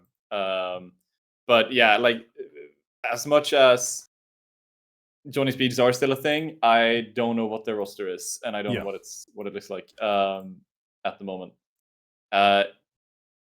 Bob XD has already played a crap ton of maps for 9, and he's played quite well. Like he's played quite well for them, so I don't see why they wouldn't go for him. But yeah, on Hampus, his loan is up. He is in a shitty situation with Bleed. They are maintaining that like they can leave, that they are like their contract is void and they can just leave. That's what they're saying. Okay. Not sure that's true. Like legally, I don't know if there's any org who would like take that risk because I don't know what the situation is there. I mean, the conversation with Bleed has been no money, and no money, no contract. Essentially, what is what they're saying. Yes, but then it's also like there's a risk you have to go to court if you sign one of these players. And I'm assuming there is a court case with Kassad and all of them. No idea how that's going. I'm assuming Kassad would tweet when something happens. Yeah, if something happens, we'll hear about it. Yeah, but there's a lot of teams who I think could look at Hampus at the moment. I think Fnatic should be interested. I think I do kind of hate it because I'm not the biggest Hampus guy, but I also don't hate it because I want change at Fnatic if they are going to stay with the main riflers and the main stars, you know. There's a bunch of teams who could look at them, and Fnatic could look at a bunch of IGLs, but I think that's one of them they definitely should consider. I think, honestly, I could even see like maybe Complexity could even consider him coming in there. I'm not too much of a JT hater, but like if you want to get some change, then maybe Hampus could be good for them.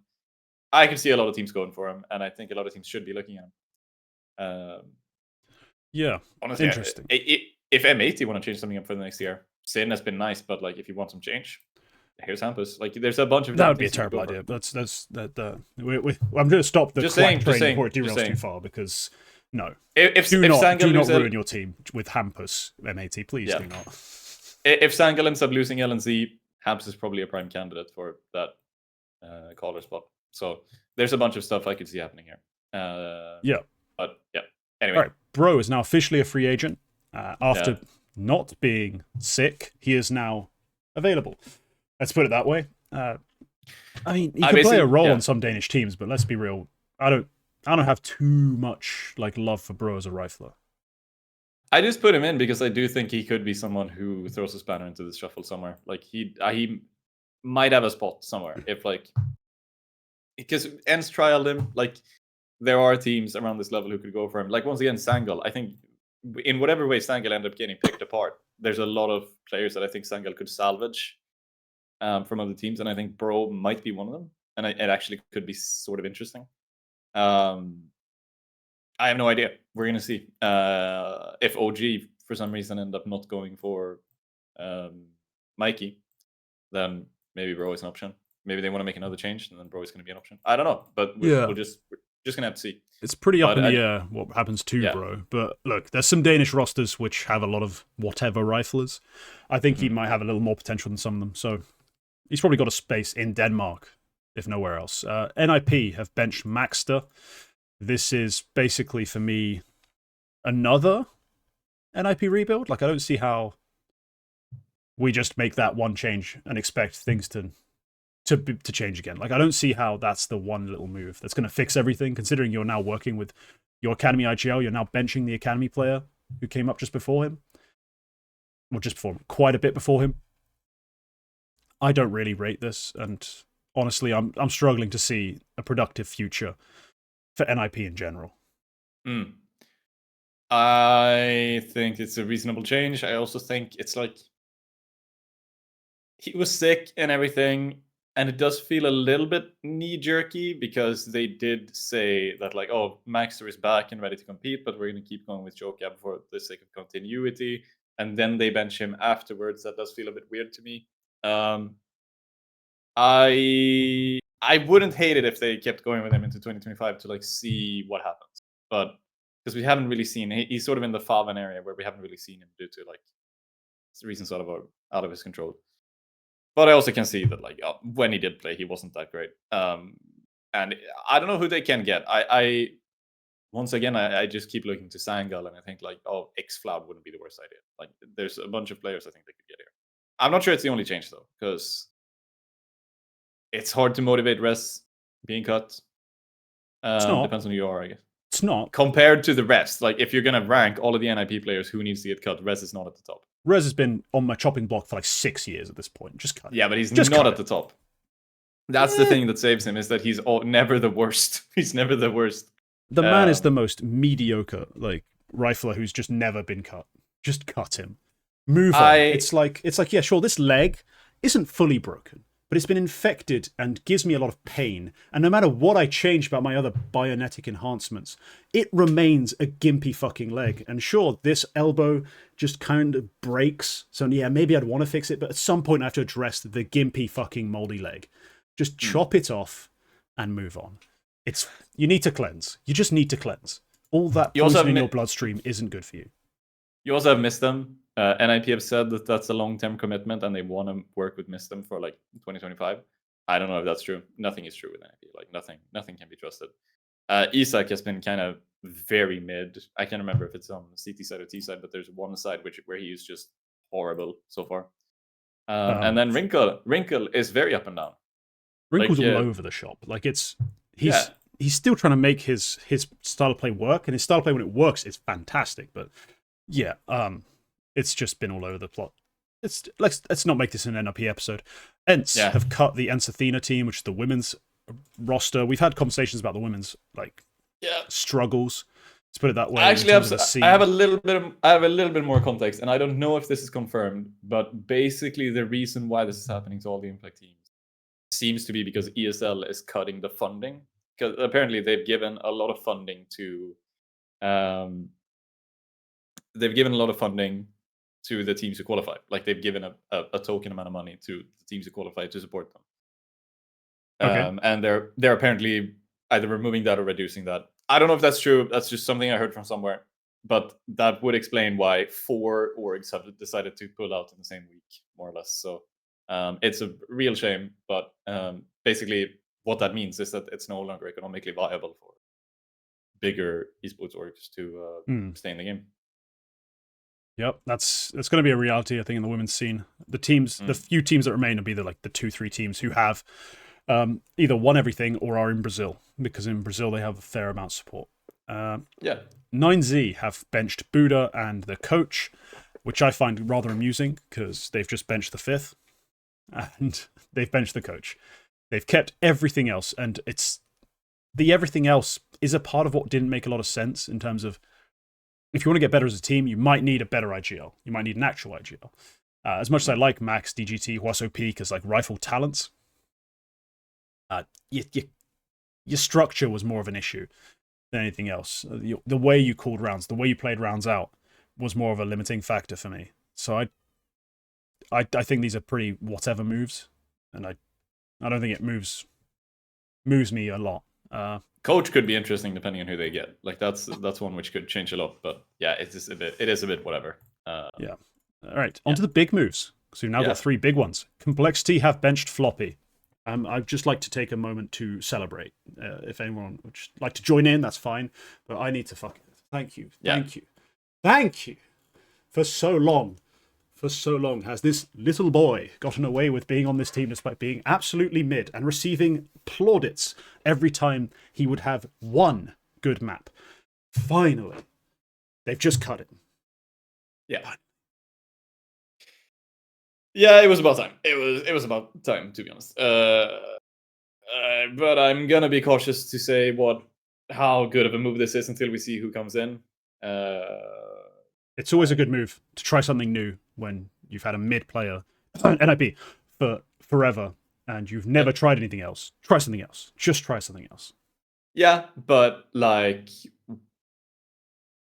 who? Like, it could be so much worse. Like, we have no idea. Let's just see what happens. Because it's not. It's a sign steal. I don't care. Just change it. Yeah, he wants to compete. I mean, he just made ECL. Yeah, and he's unbanned. Exactly. Yeah. Maybe time to promote him. Or, yeah, we'll see. All right. VP of Bench Jame. Mm-hmm. Which for me is, it means there's more moves coming. Probably. Unless they're fully committing to electronic IGL and they just bring in an AWPer. But man, I feel like there's more moves coming. Just in the Russian scene, there's obviously a lot of moves coming. Virtus.pro themselves might make another cut, make another change. So this is going to be a big one. Electronic, the roster cancer remains. The fact that they go out in the opening stage to wildcard in 2-1 fashion is just... For them, it should be embarrassing. I mean, I'm a fan of Susp. Yeah. I'm a fan of Stanislaus Calling. I've even been a fan of Fuzi. You as Virtus Pro should not be losing to Wildcard at the major. You should be better. So it makes sense they finally do make a cut. I just don't think it's the last one. I think this is interesting. I think they do go for Electronic IGL because it's, unless they make another move, it's hard to see what the other move would be. It would probably be Norbert, unless they just cut Electronic outright, but I have no way they do that. They won't do that. But they might cut Fame. They might try a different idea with the rifling. That might be the play. I think Overdrive said they were interested in selling him, but that's not at all trustworthy. I think if they cut Fame, I think that's really interesting because I think there's teams pretty much everywhere who could be interested in Fame. But yeah, Fame's available. I have no idea. All of a sudden, there's some other rosters. Like, say you want to upgrade a player on Spirit, and you want to. Somebody said FaZe were interested. I think it was Overdrive who said FaZe were interested. FaZe? They should be signing Matters anyway. Fnatic have cut their coach Cater, which is part of what everyone called for. I think if you look at the players, who they have, and then you look at the way they're playing, Cater body deserved a lot of flack. And I think it's right that at least one of them's gone. I think both should be gone. I'd want a Fnatic sort of rebuild. I don't even hate signing Hampus for this roster. So more changes, I think, to come for Fnatic. If they can get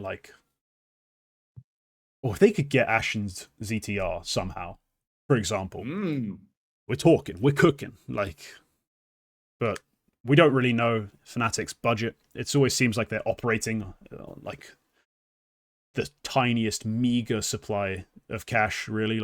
The occasional flashy move, but realistically, the majority of the time, they're going for value. Fnatic Hooksy, I'd also be down for. So yeah, that's a good shout. Astralis. Hooksy and Ash could have been cool. Yeah, Hooksy Ash could be cool. Astralis have cut the FE team. More of the same, really, here in terms of the news. They've not been a team that's particularly successful. They've not won a lot, so they're gone. But there's a shame, and it's also it shows the reasoning behind the decisions. Since this was a long-term project, they came in with a big rebuild just now. In the summer season, and they wanted this to be a long-term project, and suddenly it's just not economically viable anymore. So that really shows what the issue is. Yeah, and it's they also won. I like some. This season they weren't very good, but I think there was definitely room for improvement. They have had some very talented. They had a core which was pretty solid. It's the same guild core which was really good last season. They also had two players who were very talented, are very talented. Ismo and Marie are very talented. So it's hard to. I don't know. It's a shame. I hope they stick together. I hope they find another org. But yeah, it's a shame. Yeah, and the final cut, TSM have cut their team, the men's team. 2 of the players or 3 of the players are benched, and then the coach and 2 of the players are released. I believe Regin's released, Zyphon's released, and Akor's released. Then the other 3 are benched, or is it the other way around? Zyphon and Akor are benched. Nico, Valde, and Regin are released. And then the rest are benched. So Akor, Zyphon, and Sierra are benched. Okay, so those are the players, the bench players, the ones you're actually going to have to pay for. The rest you can have. Interesting because, members will know I had an interview with Regin where he's talking about, this is a project that's supposed to start coming into its prime in 2025, and that was the accepted overview of their project. Yeah. They weren't supposed to make the major in 2024. They wanted to be in 2025 competing at the next major. They wanted to be building into the 2025 season. Instead, the org, the shit show that they are, have had them just make the cuts now. Just release everyone and give up again, it seems. Yeah. I mean, they put out something about rebuilding potentially. The announcement seemed to imply they might still be staying in CS, but I doubt they do. Yeah. They said they were open for a roster in 2025, but considering they cut stuff for budget reasons, I mean that's what they gave as a reason. It is probably budget reasons. Acor said as much as well. I think it is a monetary issue because I think they realized that wow, it's actually quite expensive to run a CS team. I don't know what the hell kind of roster they can get if they're looking at a smaller budget than going for a Danish tier 2 roster. Pretty idiotic that they took the entire they took a look at the scene at the start of the year, or the end of last year, and thought, it'll be cheap this time. No, it's always going to be expensive. Yeah. And especially when your coach and GM Their idea is to build for next year. You've got to understand that you have to wait for that skin money. Like, that's not going to happen first time round. And well, it didn't. let's remember what happened last year with TSM when they went for when they went for a cheap roster. They specifically got a roster which was free or almost free. Like, they paid 0 in buyouts for that roster. And I said at the time I thought they did a half decent job at that. I think they got decent players at a cheap fee. But then what happened then is that roster was shit, of course, because they didn't. Yes. Because they built for money instead of building a good team. They they basically lost the faith of Xtas by saying, no, we won't give you a boot camp money again. And then then they went for Danish, and that was actually half decent, but I don't think that was like.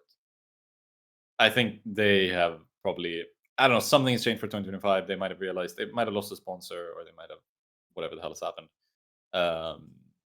It's expensive to run a CS team, and you're not doing it to make money. If nobody in this business is doing it to make money, they're doing it to make money later, I guess. Like, you're not running a CS team because while you're running it, you can make more money than not.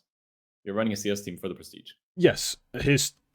I've said it before, I'll say it again. If you want to make money, open a laundromat.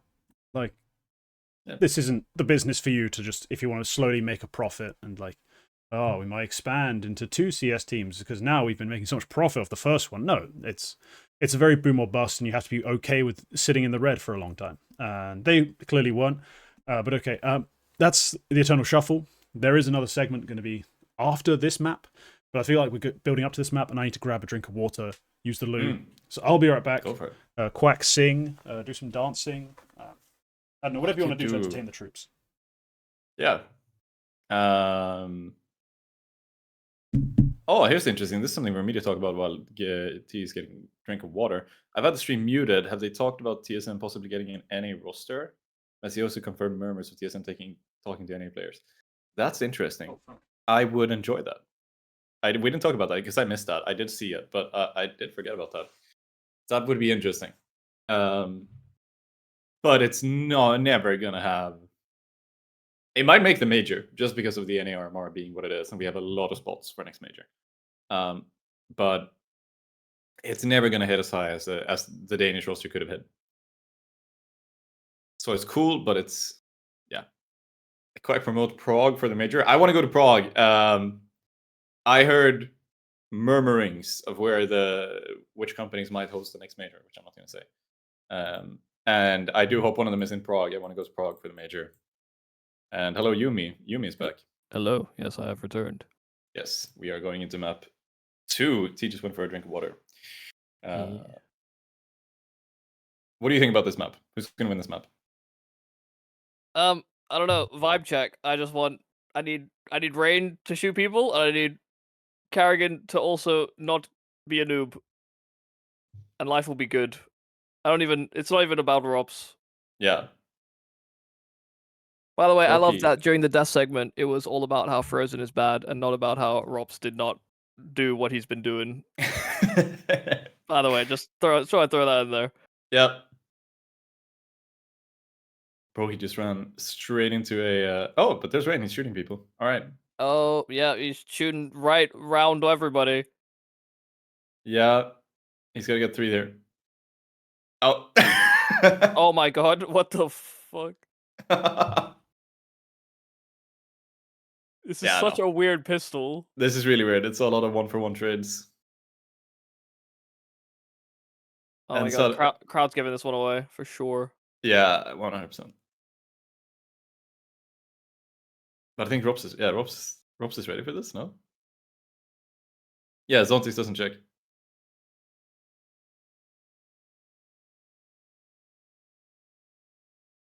Oh, they turned the extra off. Okay. Right, I saw it. I'll tell you right now. Refresh your stream because you're behind.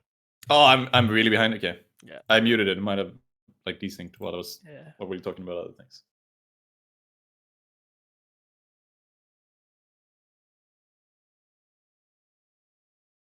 Because you're like, oh yeah, Zontix doesn't check it. I'm like, wait, that happened like 5 seconds ago. Yeah. Yeah. I think it might be Twitch, which is strange because I went back to Twitch. Yeah. I think Spirit are winning this map. I think it's gonna be.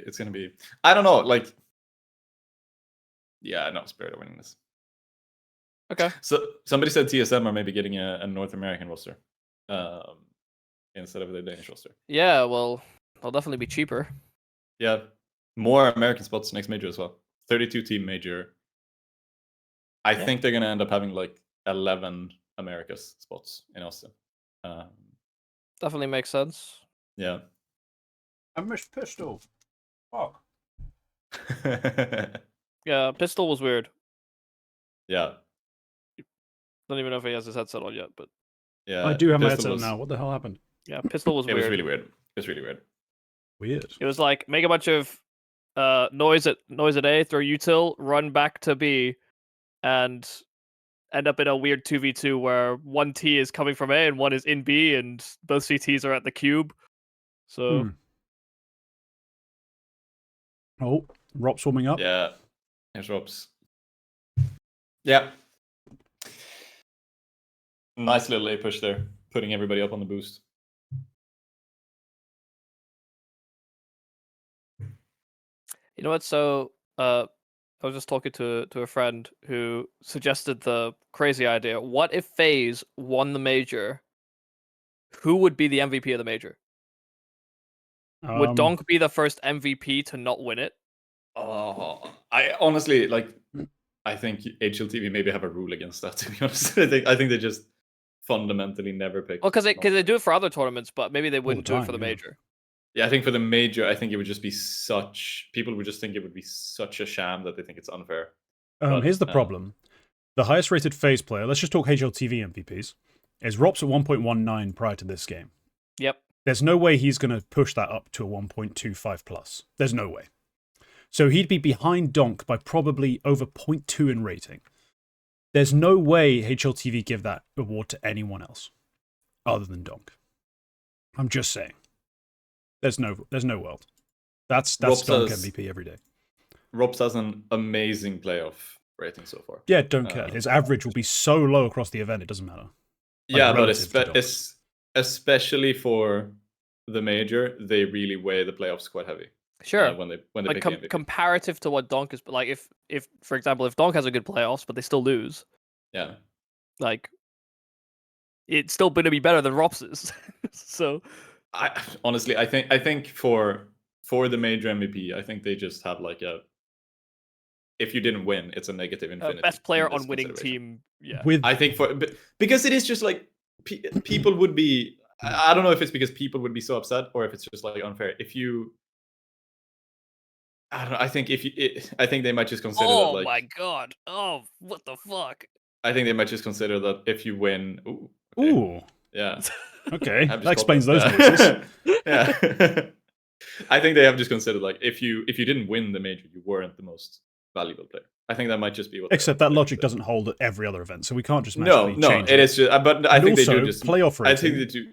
We've now factored Yeah. in one map of the grand final. They have the same playoff rating, Donk and Rops. And Mm. overall, he's over 0.2 or 0.3 higher rated than him in the entire event. Yeah, There is it's no actually messed planet, up. no planet that we could ever exist on and that also be a Rops MVP. It might be one of those. Some events. You have like. You have the MVP. It doesn't come immediately after the final. Like it takes maybe an hour or two before they announce the MVP. I think this might be one of those because I think there might be some deliberation in the media room. I do not think so. There's only deliberations if it's actually within conversation. Because I just That think wouldn't that be like, within conversation. they have never picked a non-winning MVP, and I think it would just be a big thing. I mean, just gonna check. Somebody said Electronic was robbed at the FaZe major, and In London. yeah, and I'm I just mean, gonna check the they stats got on that. steamrolled in the grand final. I'm sure his rating took a hit for that. Yeah, it was 106 in the final. And then who was the actual MVP? It would have been Probably like Device or Magisk or something. It'd be You one would of the imagine, hang on. Astralis guys. It was Device. Device was 125, third best on his team. But then looking at the event as a whole, Electronics was 136 and Device was 126. So that's 0.10. All right, yeah. Again, That's- 0.10 yeah, is This would be a big, as big a this would be a gap. bigger robbery in that case if Donk doesn't end up winning it. Yeah, be huge. And Electronic I wasn't just even like, think it's a cool thought exercise because it's like it is. Yeah, what there's no precedent for it. yeah it is still. Well, there is. And it is still. There's like a decade of HLTV MVPs in precedent. Like, Yeah, they've been and giving out like second place MVP since Forest in 2013. Like, it's not new. just not for the But major. just not for a major, exactly. It's not for a major. That's the thing. But I think maybe it's it's more just coincidence than anything else. yeah, exactly. Maybe it's just the scenario has not arisen Yeah. for I don't know, but like, this I clutch. don't know. Oh, Donk about to ace for the clutch. Oh my god, no. No way. Come on, Rops. Please play like you played yesterday. You hit the headshot yesterday.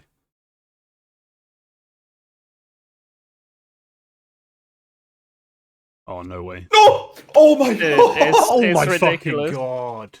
He looked away. He looked away. I thought he was gonna lose it. Oh Jesus! He's a He machine. was just making sure his crosshair his mouse hand wasn't sleepy.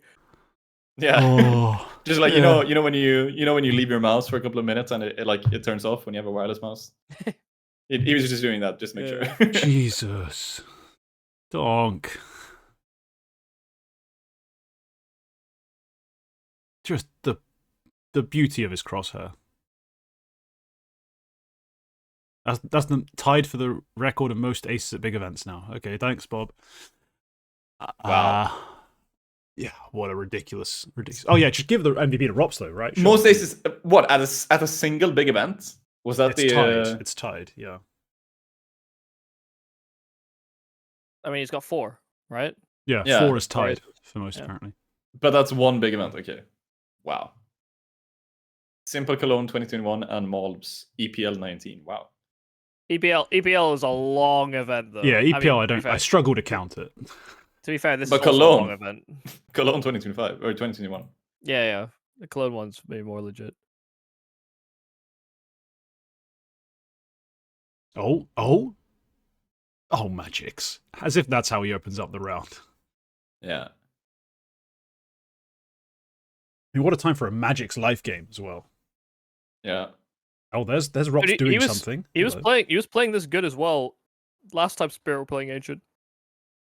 Yeah. Well, They to be played honest, against Mouse. remember, we're talking about also, we just watched that nuke. We were not expecting to get that nuke out of him. Yeah. But Magic also had like a very good Ancient against Mouse, so he's been on it. Yeah, Ancient, they crushed them. Holy crap. I need to watch that game. Probably I haven't. Big Yimfat performance as well. This is key. Come on, Rops. You can win this one. There we go. Oh damn it! I'm gonna have to watch on Twitch. I'm like having to hold myself back every time. I can't react organically. I will suffer through the Twitch ads. Oh, it's worth it. I promise.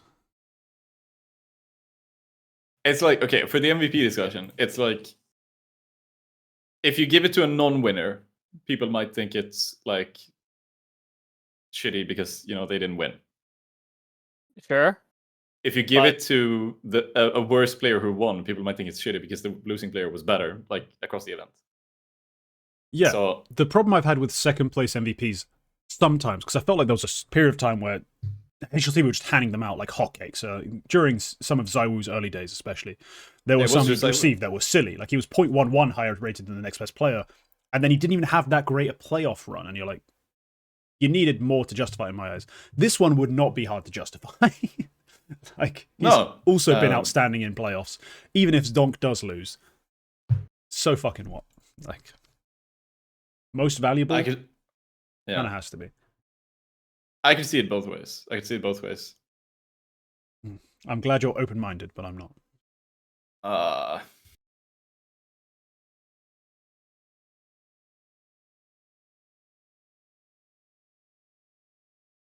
Oh, big rush. 1 for 1, okay. And Donk's alive. That's the biggest problem. Now he's not good. Okay. Yeah. Yeah, I'm not going to be subtle. I am rooting for FaZe. Oh my god. Oh! It's the attack helicopter. Oh. No! Oh! He could have had Brokey. Brokey was low enough. My word. If we then get a 1v4 out of Chopper, I'd be so done. That I'd be would've so been crazy. done.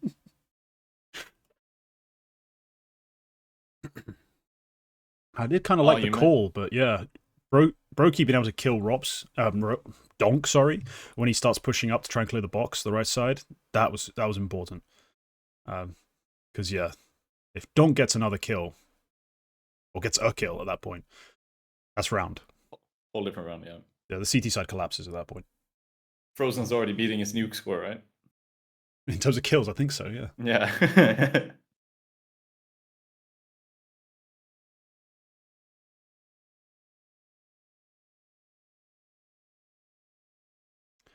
The Donk Hero Rifle's out again. To be fair, justifiable. Yeah. This is how they won the last map as well. Tech 9's on a hero. Oh, you might be right. About overtime. Or snow. Nah, FaZe, dominant T-side, you watch. Carrigan Masterclass, we're going to map 3. I want to go to map 3, to be honest. Just have to figure out what point I eat. I've had a chocolate bar this morning, and that's it. See, that's why I was late, because I figured I had to get a proper breakfast. You are going to exert yourself watching the stream. Oh, Donk already got a kill. Where is he? Oh, there he is. See, this is the frag he needs. There we go. That's nice. It's really the rifles aren't really recoverable. Bad post plant. Yeah, it's a really bad post plant. Yeah, Frozen and Rops, best riflers in some people's worlds, need to go win this. Oh, that's so well done. Oh, that's a great, yeah. That's the double swing, TM. But this I is want to see comms on that. With subtitles, of course. This is the problem. Like, Frozen 2v3, he knows one is in the bomb site and he's just fucking hiding. Like, you have to force a fight. Yeah, like he has to force. He actually has to force a fight there. Like, the decision to play it slow and let Spirit like sit is a bad one. Yeah. Yeah, but look, if he does that, he plays slow, there's a chance Rops dies, at which point he can save and his DPR stays low, so his HLTV rating stays above a 1.1 for the year, and people still think he's a great rifler. So no, but I mean, Rops was also just playing.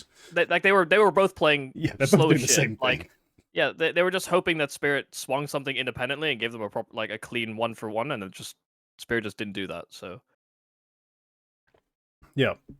Yeah, so often Rops had that smoke the whole time, by the way, and he didn't decide he was going to smoke cave so that they could more consciously clear the bomb site. It does feel like sometimes Rops and Frozen are just playing Go. They're not playing CS2. Yeah. I actually had this problem with a friend of mine who I was playing matchmaking with. That boy, I'm not going to say his name, obviously, but he plays like we're playing CSGO. Like, he just sits still and waits for people to swing him so often. And I'm like, you're in the wrong meta. Just swing. Just swing. Believe in your counter-strafe and swing. Taking care of business here, though. We've had a lot of squeaky bum time rounds. This shouldn't be one of them. Roki had a chance there.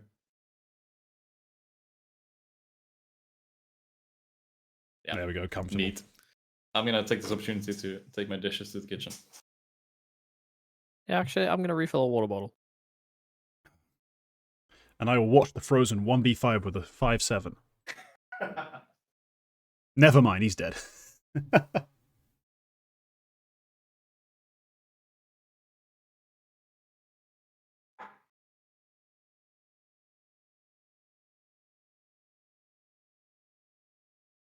I don't think I've ever given a proper look at, like, Rain's full tattoo sleeve. Does he have it posted anywhere?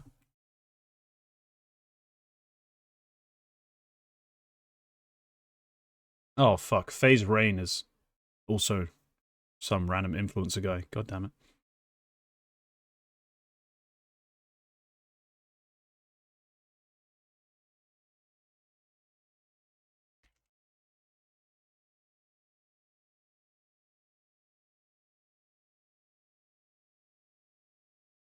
Oh, he's got some Norse mythology stuff. All right, cool.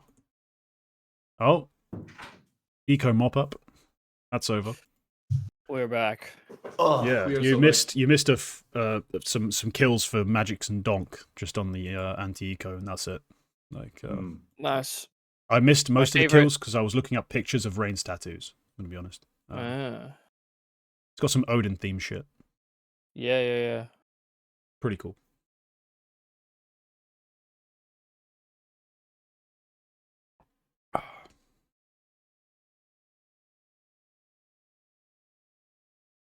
Right. I think FaZe gets 6, and I'll believe. Jesus, Carrigan. What is that A main swing? Brokey did the same thing in the pistol round. Like, why? What is that good for? I'm going to be honest. A lot of the things I've seen FaZe do in the last 2 series, the last time I saw Ancient especially, are hard reads, and that might have just been we expect either nothing or someone holding so passively I can get away with this info play. That might be what that Oh is. my god. Oh, Rain. Oh, Rain. That's the W you need. Yeah, But that's then huge. Zontix is back. Oh, Zontic's clutch god. Is he clutch? He ain't reading this. Yeah. This is Rain, buddy. It's not frozen. He's actually going to make the play. Yeah. Yeah. Also, I mean, Rain literally just killed his teammates from Temple, so. Yeah. That's nice.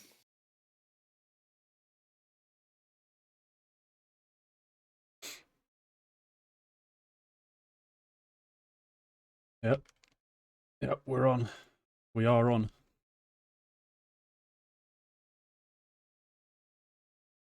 And the thing is, Dust 2, historically, the Chopper home ground, a special map. Yep. There's a reason we're playing it, I think. Yep. I think we're going to see something special from Carrigan. Decided not to play Mirage. I know it's a good map for Spirit, but Dust 2 is a Chopper home map, so let's see. Yeah. It is. There was Did Carrigan even have best spawn to go for the A main push? Because I don't didn't think notice. No. I don't think Chopper can get that far across A main if Carrigan has best spawn. Mm. He might have not then. As an A main pusher myself, like I don't think I've ever been beat to that angle like that. It's always like on the right side or like the left side of the steps from Carrigan's POV. Oh, Frozen does get an opening. Yeah. Nice. And look, there's the A main push. See, it's a hard read. It's a hard read. Yeah. All right. They weren't right. this aggressive with it against G2. Yeah.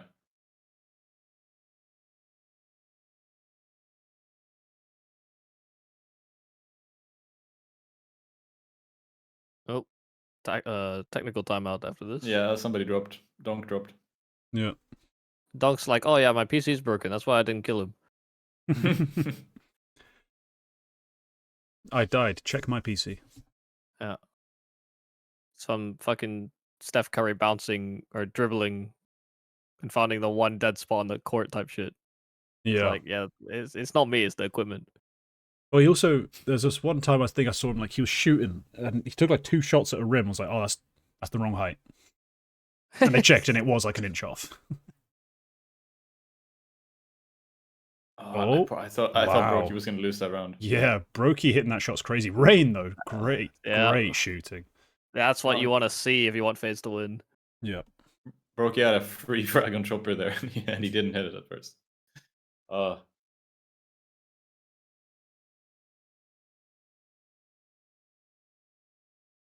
Wait, Rain has a FaZe tattoo on his finger? I didn't even see that. Oh, that's new.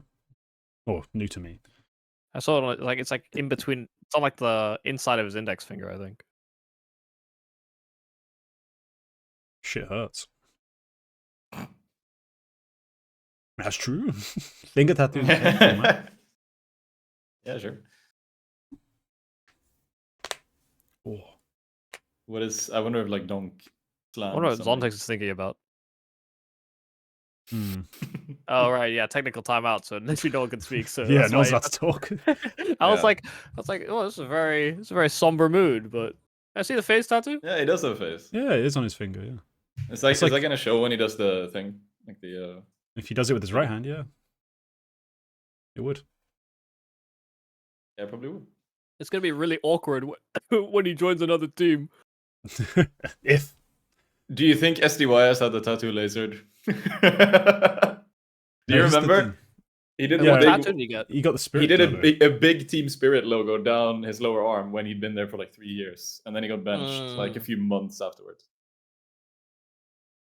No, if Rain gets like moved to another team, he should go classic. Like go Tumblr as fuck. Get it like covered up with a moustache so he can do that. You know, Mm. Right, yeah. because that was a thing people did Yeah. years ago. All right, Yeah, 8 rounds. I and can't it's over. imagine tattooing myself just so I can do a stupid mustache. Like, Yeah, obviously most people just draw it on with fucking Sharpie, but yeah, yes, some people got it actually tattooed, and that's just I need to make this. I need to Goddamn. make this a permanent part of my arsenal. yes, faking a mustache that's clearly not there. I can't carry around a Sharpie all the time. Oh yes, what an investment that You is to carry absolutely a can. Sharpie. You absolutely can carry around a Sharpie all the time. It's too much weight.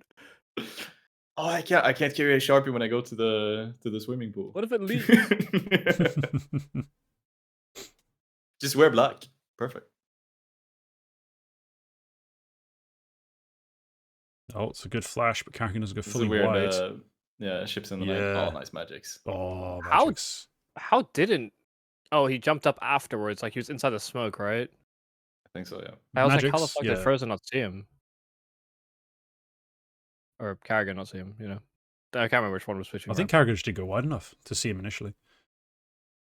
Or he was too close to the box, and there was a smoke to his Yeah. left. Yeah, maybe. Mm. Maybe. That's a YouTube rewind. For those people watching on YouTube, yes. It's rewind time. Lord. Did they stop doing YouTube rewind, or did I just? No, they stop do. They just watching get them? downvoted to oblivion, I think, most of the time. Yeah. Oh my god, he actually just didn't see it because Magix was crouched while he was flashed, and like it was enough to obscure him in the smoke. Oh. Okay. Yeah. Oh, nice Oh, miss, that molly was miss nice. Molly, nice. No, that was a team miss molly. That was a team as Molly. All right. Yep. Someone jumped to check something, and someone threw a Molotov. Classic CS. Ooh, Oh! that's perfect. Big brokey Holy play. shit. There we go. Yeah. And all Rops right. doubles up. Good. Look, there we go. It's the win cons. For FaZe, they activate. 15 kills from Rops. What more do you need? Another 20, please. Yeah. And pivotal Oops. multi kills from Rain. Yes, also yes. Someone challenged me on chess.com. What the fuck? At this So let's see time? if this finals makes Magic sneak into the top 15, I don't think he does. I don't think Magic makes the top. Top 20. 15? Somebody What? said in chat. Yeah, no, How? Magix ain't making the top 20. He's not making the top 50. What are you talking about? If he drops a 2.0 in this final, he is not making the top 20. Even if he gets the major MVP, there's no. Bro way. could drop a 3.0. He wouldn't make the top 15. Like, what? He would. Even if It'd he be got like, the major. wow, Yeah. what a life game from Magix. Moving on. Yeah, exactly. That's all Even it'd if be. you give him the major MVP, Magic would be the first major MVP to not make the top 20 the same year. There's just no way. Yeah, he's a flat 1.00 rating for the year. 0.59 KPR. I mean, I know we love our ratings at HLTV, but you come on. There's no way. Oh, Tarek actually didn't make the top 20. All right, fair. I have been disproven in my statistics. He would be the second, the second ever. It actually feels so nice that we're finishing the season off with this. This is literally the last tier 1 game until. That's how it should be. The seasons should end with the majors. Yeah, feels good. I remember like 3-4 years ago, I was putting together, I think it was about 4 years ago, I was still working in the old office at the job I used to have. So that's a long time ago. I put together like a sort of calendar of how I want the season to be run. And this was, I can't remember if this HLTV Awards had just started or this was just before they got announced. But I was like, it'd be really cool for a December like winter award show. Rops, don't fucking, okay. That'd have been nuts. But That would have been nuts. It was already nuts. Don't got 3 there. Yeah. Should have had 4, but Frozen shot Kerrigan in the back. the team kill. Yeah, he did have the team. Don't kill. let him It ace should have been again. 4 for Dunk. He didn't want Donk to get the confidence. Yeah, that's fair. That's smart. That's smart. But yeah, the seasons should end on majors, and then Yeah, feels a good. winter awards show is a cool idea. Yeah, I'll I think cede that. I think what's good as well is that like next year, well, I guess in years to come, we shouldn't have to worry about ESL Pro League because Existing or well, no, because it's kind of rough having like ESL Pro League twice a year, where you have like 3, almost 4 weeks of the calendar just locked off for one event. Like the majors have been as long, if not a little longer. Like you shouldn't have 4 events that take up basically 4 months of the calendar. Mm. no, that's fair. We're still gonna have it for next year. Major's gonna be longer as well with 8 more teams. Yeah, most likely. Yeah, Yeah, but I'd be cool if we're we still didn't gonna have Pro EPL League. for next year, I think. Yeah, I'd be okay with not having Pro League, at least not as a big offline event.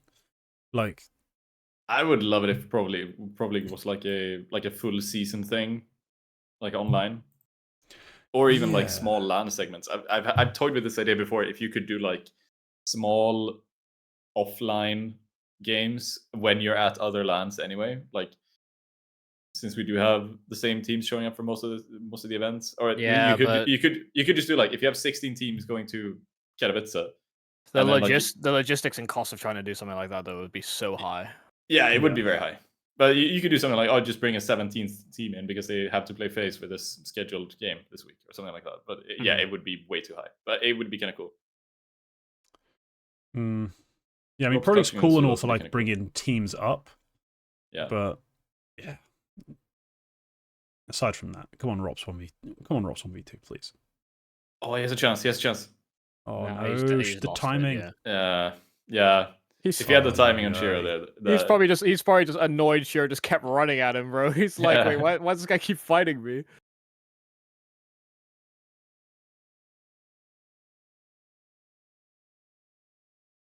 Shiro had like 3 kills or had 2 kills before that moment. And he just ran at him. Oh yeah. Holy crap, I did just notice Shiro's 3 and 11. Holy. Yeah, he's at a mid map. He's been shielded by Magix and Donk. Yeah. Just going ballistic. 3 kills for Zontix as Magix. well. Yeah, eternal underperformer. Magix keeps going. Oh, Frozen That was nice. tried something. The observing has been a bit all over the place for this major, I feel like. Oh, it has been. There's been a couple of rounds, especially where I've been like, we're about to do something. Like I'm watching you're like teasing me, like a guy's about to do something, and then you switch angles, and then I don't see what he's about to do, and I'm like, what was that? Yeah. Why? Like, why am I on the other side of Yeah. the map all of a sudden? Like, it feels so disconnected. But yeah, we've really noticed, I think, here, FaZe on T side, there's not as obvious a plan as there was against G2. Because the G2 plan was very simple. I outlined it, watching it live. I saw it unfold. I was like, yeah, you hold their attention briefly at mid, and then just rush A. Because you know Malbs is not going to be there. You know Hunt is going to be focused on mid. Oh, Chopper does like 200 damage there, but it's 2 different people. Yeah, this is still a very spirit-favored round. Do you think Chopper is confidently called that there are 2 players low? Or has it just gone, maybe I whiffed? No, he's gone full matchmaking. They're both low! You know, they're both at 20 in matchmaking, but here he's actually oh my There's a god. player with HP. Oh my! Oh, Robs. Yeah. There he is. Maybe he has the damage prediction on, and he's like, I have no idea if I dinked him. Thing is, the damage prediction thing on LAN is probably sick. Yeah, it probably is. Probably feels really good. Damage prediction? Yeah, they added like a setting. Oh, I've not seen make that. it feel more like CSGO. It's basically like it calculates, like it plays the animations and stuff before it actually verifies it with the server. So for like a split second, you can have like an AK headshot, but then they just like jerk back into like a live mode.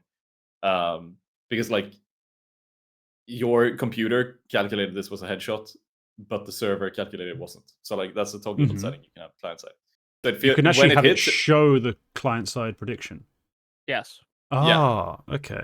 That's going to create so many Reddit clips of people complaining. I'm sure. On low ping, it's fine. Oh yeah. On low ping, it's fine because then you just like most of the time it's correct. But on high ping, it might figure out that like no, actually you died before you hit the set. Even if your opponent has high ping, it can fuck up. So it's yeah. The same old bots and idiots are going to be complaining all the time. So Yeah. here's my advice: online games, have that shit off. Yeah. LAN games is probably sick. It's probably the best. Yeah, Or it feels so clean.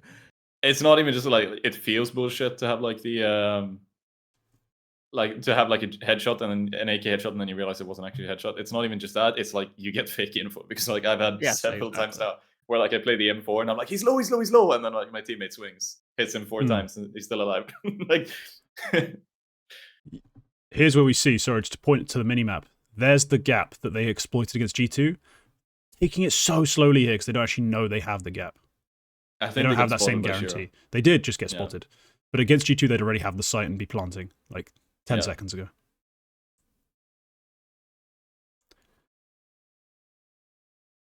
All right, 21-9 and 20. Big position for Rops. Yeah, he's got to. They're planting open to CT. That's crazy.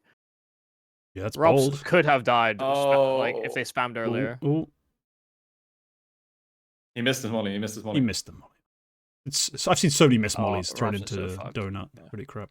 Oh, good. Yeah, he got one. I'm surprised he Rainbow. got one. Don't guess two. Okay, Frozen, close the round. Bring it home. Yep. Oh! Yeah, they can't win. They cannot win this. There's no way. There's no way kit. too. There's no Yeah, the kid. clock's too low. Shiro threw his MP9 away, bro. He was looking for a rifle. Okay, it wasn't quite the beautiful triple kill I was hoping for, but Frozen did close the round. Yeah, he killed Donk, which was the important one. That's the big one, yeah. Yeah. He was the one M4 as well, so. Oh.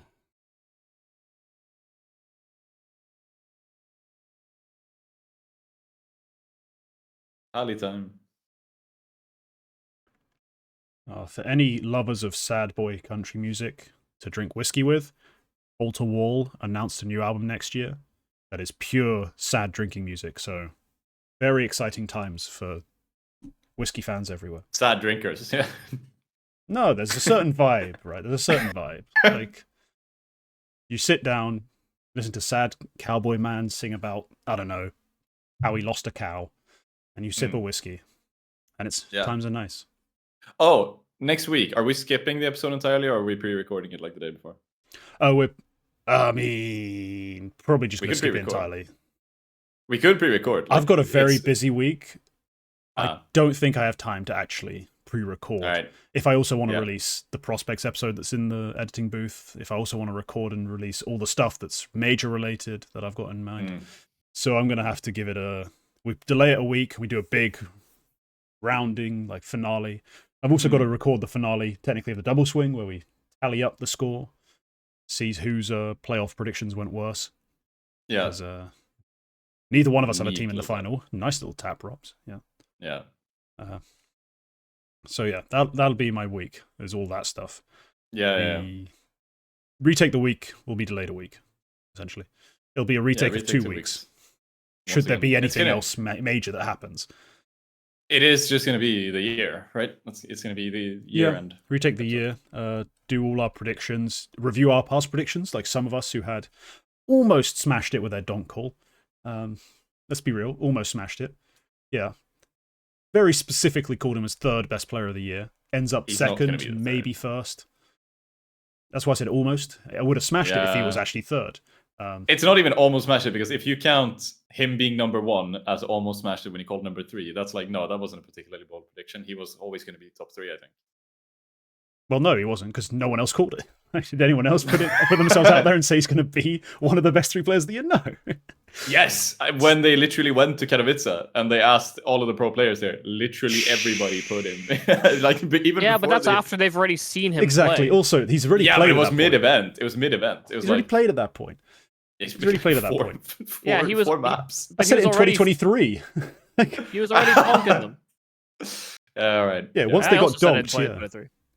Yeah, but you're not part of this. Let me take my credit. Let me take my credit. I want my credit. Someone predicted Big would be one of the best teams of the year, so let's not. That's bold. That's a bold prediction. It was a terrible prediction. That was bold. You know, it wasn't right. It was bold. They lost to Arrow. Yes, terrible. They lost the local land to Arrow. Oh fuck. to Patrick and a bunch of other guys. Yeah, Moose, you're correct. It is R-worded. So we're not allowed to say it anymore, but that was R-worded. I do remember the rationale. I remember it was like, oh, they missed all of the lands because they were too shit. They made roster changes and like, oh, they've been doing so well online. They're really gonna gear up for a great start to the year, and then they just completely fucked up. And then they made even more roster changes, and I was like, maybe it's gonna work now, and it's just no, it didn't keep on. It was a mess. Yeah, it was big. All right, 12-6, FaZe, come on. One more round. This is the map, of course, where Rops goes absolutely ballistic and top frags. Love to see it. What a shot. There we go. Keeps it up. Donk dead. Game over. Let's go. Oh, but when Blame does this against SMGs, everyone hates him. SMG isn't an eco. But yeah. The stats are specifically against the eco, not this much of a buy. Yeah. Come on. There's no way with MP9s they do it. Dude, if Chopper somehow gets one here, it'll be actually okay. Yeah, I was gonna be mad. Yep. Nope. Nice. There we go. GG. Go next. This is insane from us. Oh. Was that a Vegas Squadron graffiti? It is, yeah. Holy shit. Threw out one of the OGs. Hell yeah. He's been saving that. Saving strats? Nah, saving sprays, buddy. Oh, bro, he's stat padding. He's stat padding. He knows he's having a life series already. There we go. There we go. That's a good way to end the game. See, that's goofy. That's goofy. Like, if you end the second map like that, you're going into map 3 with confidence. Yeah, it's like Magix has had a life game. Donked has played to a decent standard. Where's Shiro? Hello? Hello, Shiro. Hello. Wakey. Didn't really show up on the first map either. Doesn't usually on Nuke, to be fair. But Ancient? Watch him dominate double doors. I mean, yeah, you could have a great Dust 2. But is Shiro a top 5 player in the world? No. I don't think so. Some people have him in the list. But is he good on Dust 2? Yes. Yeah, well, yeah. The thing is, some people have him as top 5. Top 5? Yeah. Come on. Not this year. Let's be real.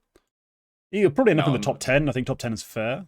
Yeah. I mean, when we retake the year, we'll do our own top 10 at least. I'm not sure we'll go fully 20 because I'd love to do I just don't care. But once you get past 10, it does become a lot like, what do you prioritize? I think when you get outside of top 15, it becomes very just nebulous and nitpicky. I think this year I could make a decent case for 15, but beyond that point, I mean, no, like Shiro isn't even top 5 in rating this year at big events, and that's going to be a lot of what carries him because I don't find his kills that impactful. So, hey, all those clutches, that's impact. The top 10 is actually going to be really fascinating because we have a top 3, obviously, and then like there's a clear gap. Nico probably has to be in the top 5. Well, the conversation then becomes Nico, JL. You know, how much do you value JL's MVP? Like in terms of 4-5, and then potentially that's where people are going to start trying to insert Shiro because of like consistency or some other silly reason. I think honestly, you could make an argument for like Bit being in there, and that's crazy. But that's literally just because most of the players above him do not have a case for top 10. That's for top 5. I mean, that's a last 6 months type of take if I've ever heard one. Because no, like look, it's been a whole year. You won't be putting Frozen or Nerds in top 5. You won't be putting Xertion in top 5 or KQLY. Well, no, not top 5, but if you have Bit in top 5, you're on crack. So top 10 is the conversation you have to talk about Bit in, and I'm struggling to put him over 10.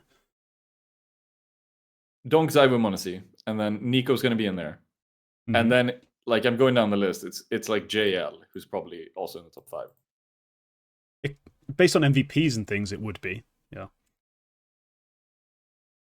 And then it's like on stats, you'd probably put Shiro 6th or something like that. I'll see. Especially depending on how this major goes. And then it's hard to put KQLY, Xertion, Mobs, Nerds into the top 5 conversation. Even Elige is ahead of Bit, and you can't put him in there. Xertion definitely will not be top 5. But Bit will not be top 5. That's just absurd. Yeah, it probably won't. I think if it's someone from Navi, it's JL. Yeah, JL's the only one with a top 5 conversation. That's reasonable. Yeah. Bits. I would say Bit is definitely top 10 though. Sure. I could see him being top 10. I will. Yeah. I find myself. I'm looking into the future, and I'm feeling myself arguing violently against you on this. I could That'll honestly. that'll be a 2.5-hour episode of the show that we're going to do in 2 weeks' time. So we'll not lose too much effort. Waste I'm gonna our have to breath like on it make now. my own headcanon at some point. Yeah, go for it. Go for it. Wow, I mean, the real question is also, where do you draw the lines on, like, because I know Xantara's played like Pro League, and then a couple other events that kind of big. He has 54 big event maps. Yeah, like how much credit do we give Xantara's towards where he fits? Because he's been outstanding when we have seen him. You know, he has only 20 fewer LAN maps than Zywoo, but a lot of them are like Bet Boom stuff. But those also count. Yeah, but I'm not talking LAN. I'm filtered big events. I only care about that. Yeah, but like Bet Boom does not count. That's a banana cup. Bet Boom does not count to me either. I could count it. It's a small MVP. I would probably put it in there somewhere. Nah, I'm not. I don't count that at all. No, garbage event with only like 3 teams that are actually good enough to win anything. I think HLTV puts Xantara's in the top 20, which is crazy to say, but that's going to be the first time. I think he'll be in the top 20 too. Yeah, I don't think it's crazy that he would be top 20. It's crazy that it's his first time there, though. Is that what you're saying? It's great. Yeah, that's what I mean. It's crazy that it's his first time there. Yeah. He'll be like 17th or some shit. Or I think he will be. Or like 16 or some shit. I don't know. We'll see how many EVPs he ends up with. Because the fragging numbers are going to be crazy. Like, yeah. And if you filter just by LAN, they might give more credence to, as you said, Bet Boom, potentially even Sky Esports, because they gave an MVP for that, didn't they? It's just all of the MVP events count to varying degrees. Yeah.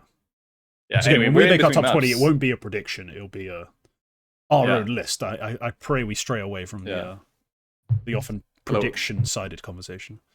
Hello, Excel tuning in from China. Oh, hey. There we go. Oh, I did see a big name. There he is, Big Haggis. Big Haggis! Haggis! A throwback. Those of you who don't know, I did used to stream a good amount. And Big Haggis, I mean, at this point, just a friend, just a legend. Honestly. Scottish lad, obviously, as the name implies. And one of the best. Solid dude. But all right. Yeah, let's talk about what we need to talk about, because we're in between maps. We're doing our segments. It is Prospect of the Week.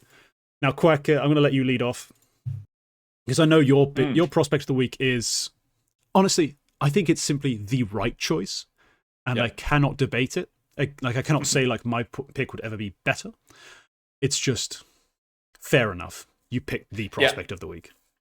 It is the last time, probably ever, that we can pick this guy for a Prospect of the Week, so I'm going to go ahead and pick him for that. It's Mezinho, I think. I can't even have too much of a statistical leg to stand on here, because he played 2 maps. Yeah, he played 2 maps and lost them, but we're carrying it over, because there's so little Counter-Strike going on right now. We are carrying over a little bit of the week before.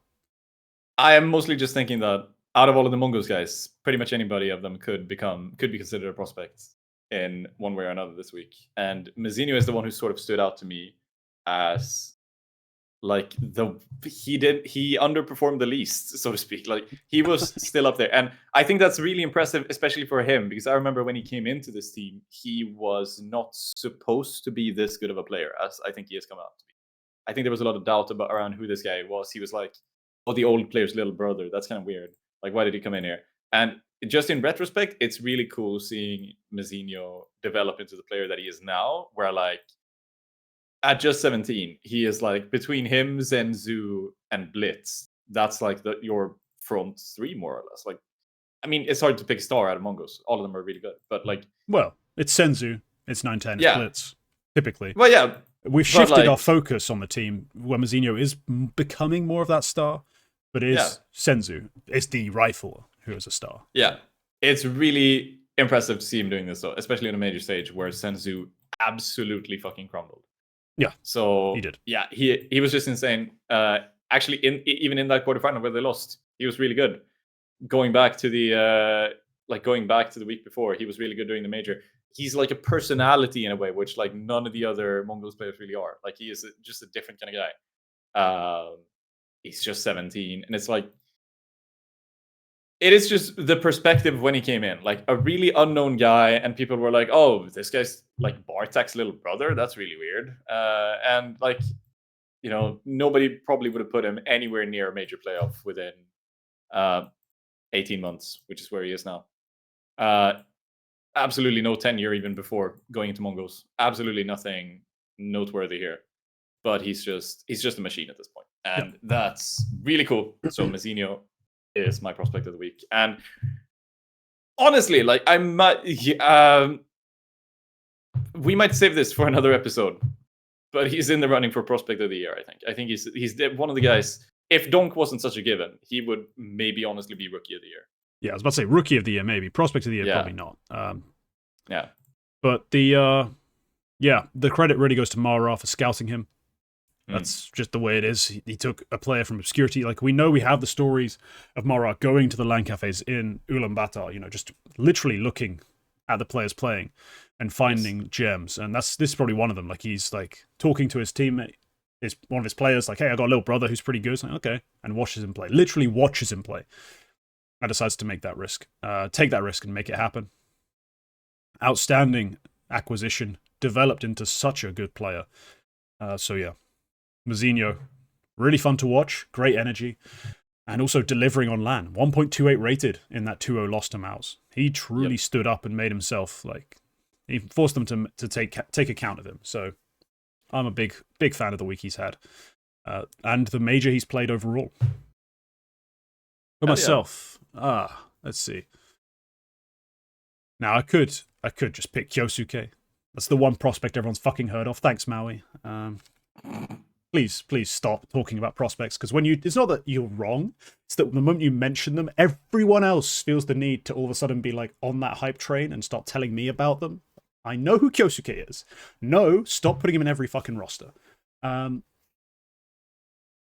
am going to pick him though, because he's been kind of monstrous this week. Kind of ridiculous, that game he played against Sinners. He had like 20-something kills in a matter of like nothing. It was absurd. So I think I kind of have to pick Kyosuke right now. If anyone's prospect of the year, it probably end up being him.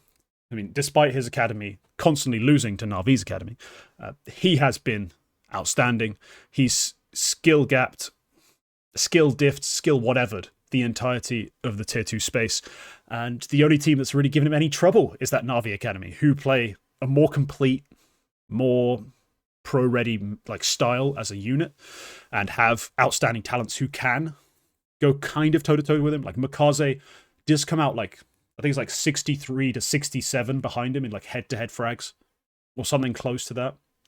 But at the same time, considering how good Kyosuke is, that should tell you how good Makaze is. Really, the fact that he's actually able to be a hard entry fragger against him and win that often. But no, overall for this week, they've played 6 series, only lost 1 to DMS, and that was the only one Kyosuke was under like a 1.0 rating. He closed off the week with an absolute thumping of Fireflux. Yeah, Kyosuke, outstanding. We'll be watching next year what goes down, because look, YouTube comments constantly want him put into every fucking roster. He's very young, and I don't have any reports or anything that he speaks great English, so please stop trying to stick him into every international roster. But the talent is undeniable, so we'll see what happens. Kyosuke, prospect of the week, probably a strong candidate for prospect of the year come 2 weeks' time. Yeah, we will be very, very closely monitoring his 2025. Because he is already been watching him with an intensity this year. Yeah, but next year is like, he either stays in Spirit Academy, and that's the point where I think they need to and should be going into like Mouse NXT territory, where like the conversation starts to be that these guys are like a legitimate team, more so than just like an academy team who show up occasionally with some good players. If he stays in Spirit Academy, there's every opportunity for him to go to other teams, and that is the risk of making his career or ruining his career. And that's fascinating. This Russian shuffle, he's definitely part of it. He's definitely part of the conversation for... Oh, if you're a Russian orc who's got like stupid oil money, let's say, to throw at a player, maybe some ridiculous gambling sponsors, like, if you can get us Kyosuke and put him in New Jersey with our name on it, we'll give you $3 million. Yeah. That might be the price you have to pay, and I think someone might take it. Let's be real. It could be BetBoom. It could be Nine Pandas. Both of them have ridiculous betting money behind them. I I think it's entirely possible, and that's kind of crazy. But that's the sort of make or break kind of thing. Going to Bet Boom, it could be the Oh yeah, moment nowhere to which breaks hide. your career. You're gonna be Yeah. a kid on the big stage. And that's why I don't want him to move. Because I'm always a big defender of keeping the younger players on academies, on lower pressure rosters, so they can actually continue to develop and, you know, get the occasional glimpse at a LAN, get a glimpse of the big flashing lights, so they start to acclimatize rather than just straight throwing them into the deep end and saying, well, the talent is there, just perform. I want KQLY to be slowly integrated into that sort of thing rather than just throwing them out there and hoping it works. Like, it has worked for some, but it'll never. There's no guarantee it works for everyone. Is that a proposal going on Yeah, stream? somebody proposed on. She's already wearing a veil. What? He brought that for sure. Raw. Okay. All right. Yeah. Whatever. But yeah, let's wrap up. That kind of wraps up the show as we have it, because everything else is essentially discussed live. Like, we had the pre-show where we talked about the rest of the playoffs. We had the shuffle after map 1. We've had prospects of the week after map 2. Yeah, that's the episode.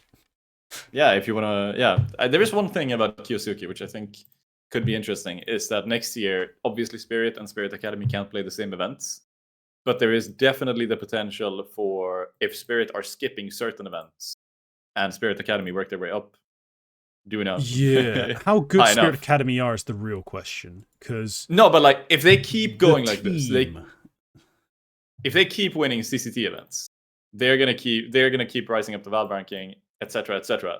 That's enough to go to like some tier 2 LANs. That's maybe enough to sneak in. If they could win an open qualifier for one of the ones that Spirit are skipping, it's maybe enough to sneak into like one of the bigger events who are gonna have a lot of invite spots. Like, I think Blast are doing one which is like 32 teams.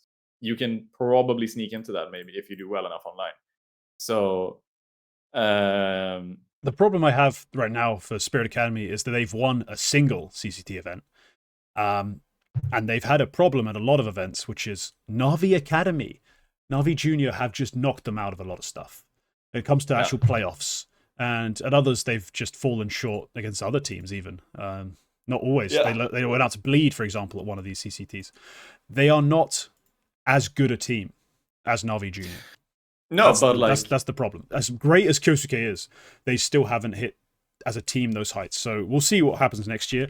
If any academy is going to be doing that sort of thing, though, playing a tier 2 LAN ahead of time, I'd say it's the Na'Vi boys rather than this. Oh, probably, yeah. Like, it goes for them as well. But like, with a half a year's worth of development, we might see Spirit Academy in something in the fall final. There's a lot of overlap. You can't play every tier 1 event in 2025, even if you are number 1 in the world. Yeah, so we'll see. They're going to have to skip some stuff. Anyway, we are heading to map 3. We are? Oh, crap. I want to go to the loo and refill my water. I'm going to miss pistol round. Screw it. Again? Right. It worked last time for FaZe. Let's see if it works this time. Boomage in shambles, yeah. Alright, yeah. FaZe, Spirit, and Dust 2. Apparently the first time we've seen that. Chat, who do you think wins? Oh, that's interesting. He wanted to go lower. Opted against it. That's probably the good idea. They have several players down in lower tunnels. And that nade, that nade's going to be juicy. Hello. Hello. That is actually a good nade. Yeah. Decent. Yeah, Donk wanted to run into lower with dualies, but he opted against it.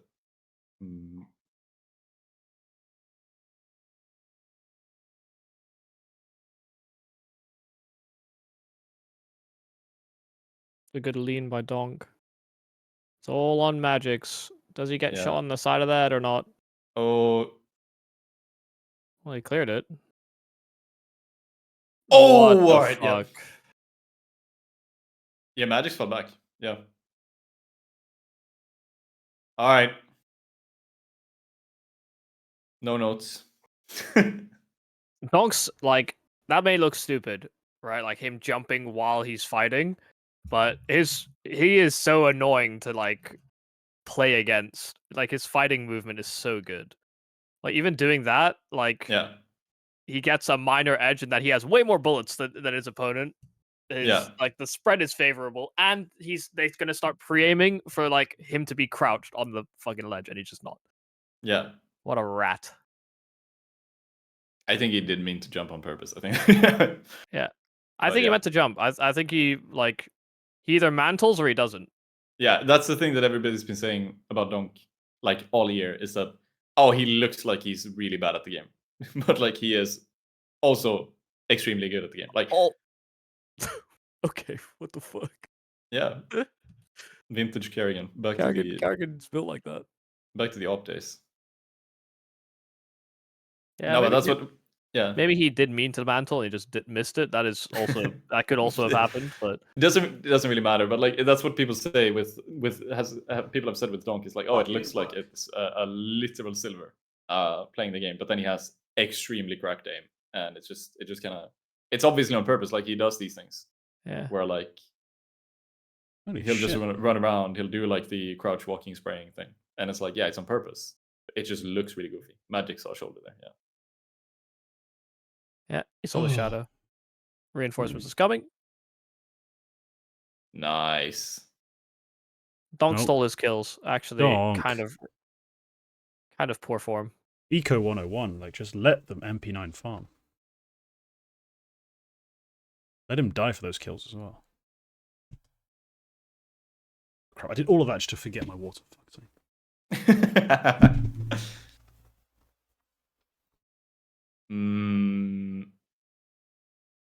Shiro's on the op.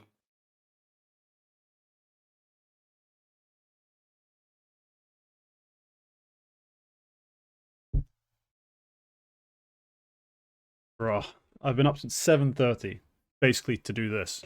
My flatmate just walks out of his bedroom in fucking his night robe, like his whatever, his dressing gown, there you go. Goes and grabs coffee and fucking cereal. Just like, man. It's bullshit. Huh? Probably see a gun barrel. Yeah, must have. They haven't done any like TeamSpeak segments this major, right? No. Not that I'm I think aware that's a shame. I love seeing them. And I would love to see like that double swing they had in the 3v2 spirit on Ancient. Oh, and the pistol round they won, yeah. Yeah, like the eco round they won and like Frozen Wooden Peak. I would love to see that like subtitled with Spirits comms on. But I'm not sure. They might not even Well, the English broadcast is handled by PGL, and it's, they can only get what Perfect World give them, so. Yeah, yeah, they're limited.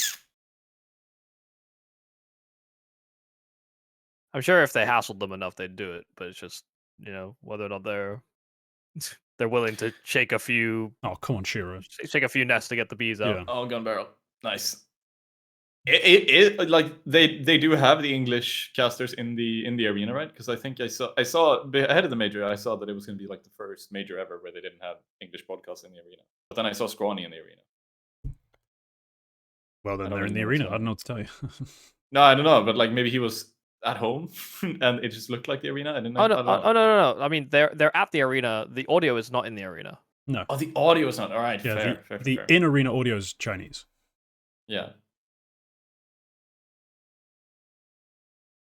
Ooh, sharp, Brokey, sharp. I didn't think they would win that. Yeah. Didn't look likely after that Shiro kill through the smoke. Yeah. Well, the edge of the smoke. Russian stream has 180k viewers. And the English stream has 160. Mainstream. Yeah. 156. I'm sure there's some probably 80k on YouTube as well. Some co-stream somewhere doing well. Yeah, I think Ona had like 40k. Yeah, YouTube has 60 something, right? So yeah, it's like 170, something like that. And then Kick has what, 500? Oh wait, no, it's 90k on YouTube. Damn. Not bad. Yeah, Only has 78. Do we count my 12? Hey, all views matter. Yeah, we're a watch along. We're not really a co-stream, so it's not the same. But yeah, I think I don't know. Is it actually listed on HLTV? Because I'm pretty sure that for this major, HLTV were like specifically asked to add an option for kick streams, because we didn't have that before. And I'm just gonna check that I'm actually correct on that. If it's actually on the site, or maybe they just decided that no, we don't. We don't want kick streams. Donk has started the right way, huh? I'm not seeing anything with brackets kick, So I know. They decided that no, we're not gonna have the kick stream. I guess.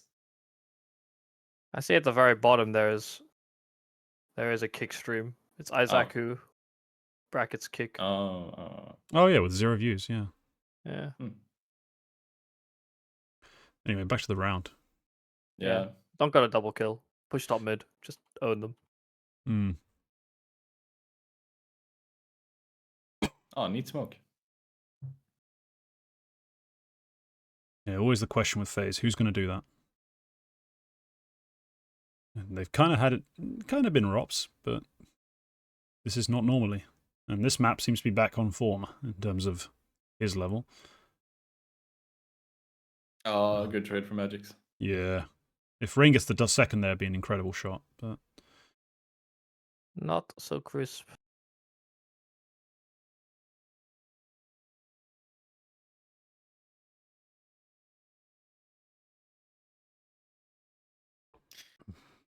now we're really reliant on Karrigan having something up his sleeve if we're supporting FaZe, because Mirage, I can see a lot of ways to really, nitty gritty call. But Dust 2, you kind of have to just shoot, And some of the plays he made against Furia were great. But if Spirit refused to cede any space, he can't really get away with some of that stuff. Yeah. And here they've given up that mid space. This is the prime example of if they had guns, or at least a good force buy behind it, this sort of move would make a lot more difference. No, Magix has a couple of freebies. Yeah. Okay, never mind. Should. Yeah. Suddenly it's around. Oh, 9, man. Y'all need a refresh. I'm on Twitch too, and I'm ahead. Yeah, Thanks. but my bandwidth is being shared. Boo. I'm going to blame something. Something's wrong. It's my internet, or it's someone's downloading something in the flat. I don't know. Yeah, because I'm on 3, 2, 1. Oh, then I'm in sync 0. at least. Yeah, I'm about a second and a half behind, and I just refreshed. And you are also streaming at the same time. So. Yes. Yeah.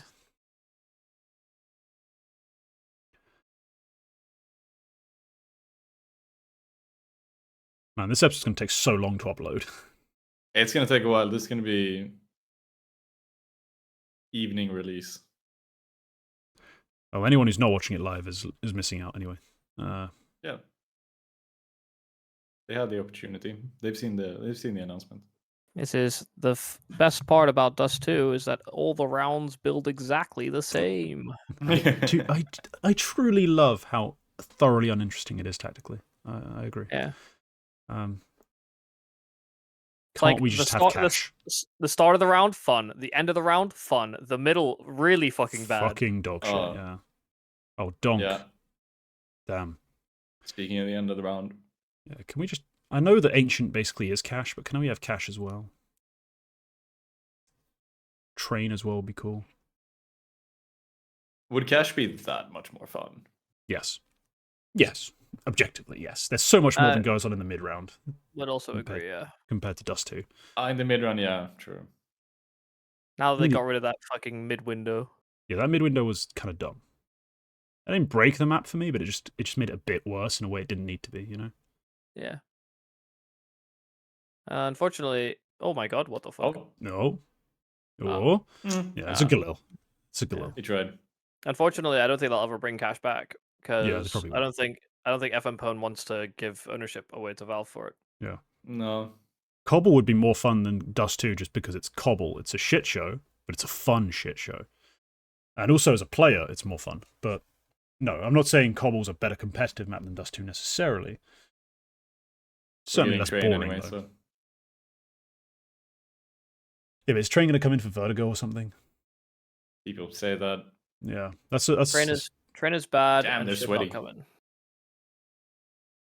We had the same conversation about Tuscan, but Tuscan was bad and needed fixing, and they didn't bring it in the end. They still own it. I think they bought it after They put it in the game or something like that. Yeah, Like they still own it, and they could honestly bring it back. Yeah, I just don't think it would be fun. Current Train is just so. I mean, we had this conversation. Playing it feels so bad because it's just T-sided as fuck. It was horrible. Yeah, to be honest, I don't even think it's that T-sided. It's only T-sided if you rush A. Yeah, and it's so easy to do. Yes, 100%. I agree that. But if you literally just pull T spawns back like 3 seconds, the map is playable and fine. Oh, probably. But Yeah, they just haven't done it. Probably, but they haven't done it. So currently, it's not. I think it'd be too T-sided. Yeah. In between its own like utility, the meta, and the economy, it would just be a crapshoot. Just to answer the person in chat, how did the show match go? The show match was actually very fun. Like, Yeah, I cool wasn't ideas, expecting right? to enjoy it. Yeah, I didn't expect to enjoy it, but it was actually very, very fun. And players did play seriously, but the power-ups or whatever they had in the show match were kind of silly and arbitrary enough that playing seriously didn't affect it. Yeah. Like in a negative way. Yeah, like these things where like every 15 seconds, everyone randomly teleports. Yes, And, like, yeah. The decoy grenade for this round can now be used to teleport. Like ideas like that are just you can't play it fully seriously. Like it was just funny. Like, watch that. Or it's like if you get a headshot, you like swap places with the player that you just killed or something. It was that's yeah. cool. Hunter, or what? Jack's got an ace doing that, and it was sick. It looked awesome. Yeah, so it is fun. They did have some good ideas. Obviously, you still lacked like some true showmen on stage. Like this is why Karrigan needs to go out in groups more. Karrigan in the fucking show match would be more entertaining, I think.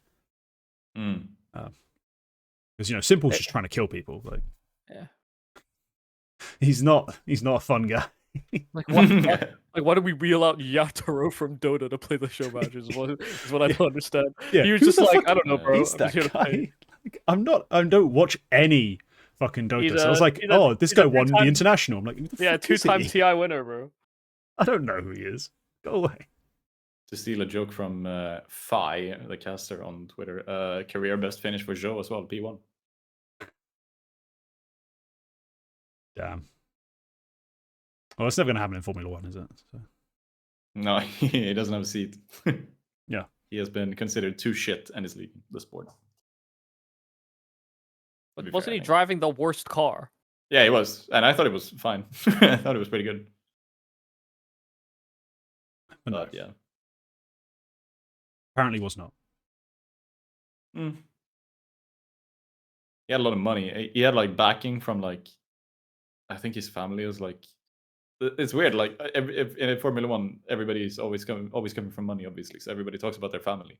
Literally nothing is known about Joe's family. Like there's disagreement over whether the person funding his career is his father or his uncle. Like nobody knows anything. But he has some funding from like some Chinese billionaire.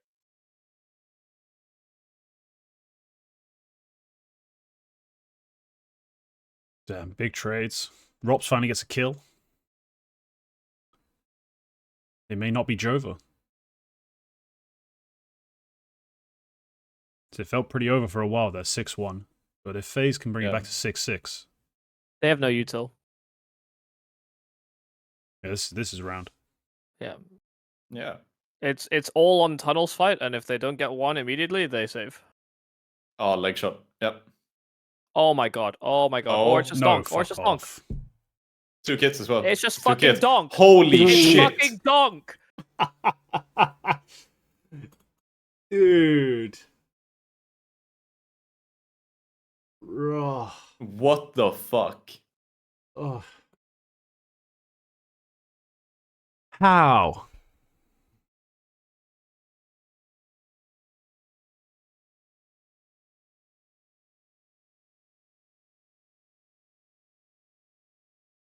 He gets, dude, what is that? Like, I didn't even see. How did he get both? How did he get both Brokey and Ropes? He hit Brokey through the gaps in the geometry and the stuff. And oh my. Boxes and shit. And then Ropes swung and just he headshot him. That's how he got Ropes. Jesus. Oh, he's out long. He's blind. Oh, there we go. Carrigan, the donk killer. Yeah, any play is the correct play if you're simply better. Yeah. In Counter-Strike, that is very true. If you shoot Ah. good, you can do stupid shit. Oh, Robs, there we go. That's better. A little play, something. Mm. A little pep in his step. An Yeah, idea. Kerrigan is top fragging. What is this? Oh my god, Chopper is bypassing Rops. Is Yeah. he gonna sit at the dumpster and hold B? Because that would actually be fucking crazy. Oh my god, no, he's flanking instead. Oh, it's going like fully. Oh, Yeah, so that's he's- juicy. the timing is really bad. Like if they go mid B, the Chopper's play is so dumb. Yeah, it's round over. Yeah. Well, Donk is dead. Before I He say gets that. nothing from this. It's kind of mad. Frozen's even seen him in suicide. Yeah. Well, that's nothing then. The thing is, Chopper knew Rops was lower tunnel, but he went for the bigger play, and it was wrong. So Hmm. Yeah. You saw the thing Simple said. He said it a while ago, but like when he talked on HLTV confirmed about like the Stockholm major. He talked about the thing like you throw a nade and then you can like feel the vibration in the stage because if it's a good nade, they show it on the broadcast. They're gonna try Ninja. Yeah. Yeah, no, I know the quote It's you kind mean. of not the map for it. Yeah, this isn't happening. Good economic damage. Because Spirit have money.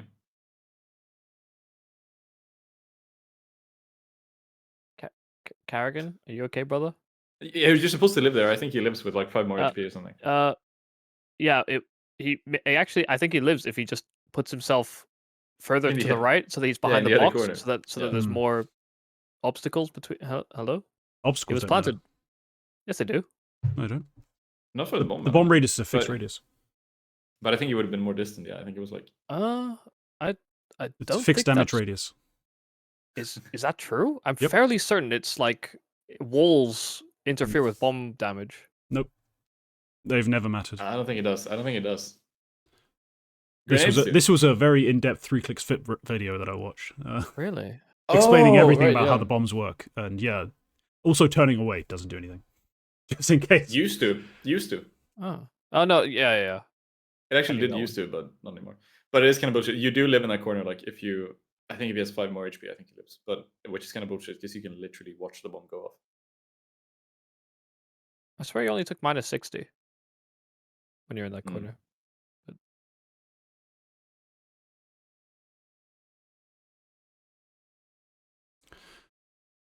Man, don't get 16 kills to go up 7-1, just for them to then crumble to 7-5. Mm. The tilt.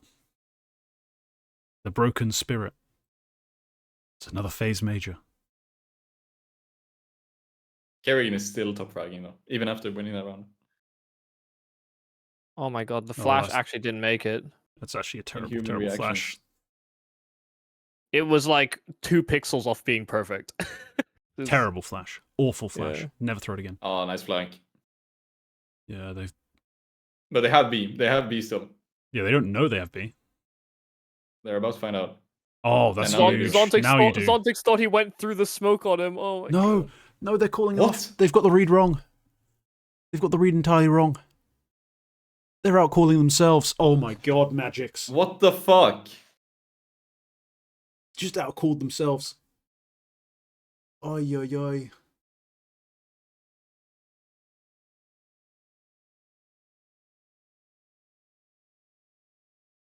Wow. Oh, Lord. All right. That's it. That's it, game. I'm calling it now, Spirit Major. That's it. There's your reminder of the event. Neo's the coach. Yep. I mean, another Carrigan choke, he's behind, and he's not favoured coming in. So, hard Hey, at to least justify Carrigan calling has- it a true choke. At least Carrigan's not going 0-12 or whatever. Yeah. Yeah, getting the 1 frag. Yeah, I've never heard a crowd cheer so much for Carrigan getting 1 kill while he's still getting absolutely giga owned. Yeah, that was awful. I was in the crowd. I cheered. You ready? It was awful. Yep. It was so mean, but I did it. Yep. I cheered too.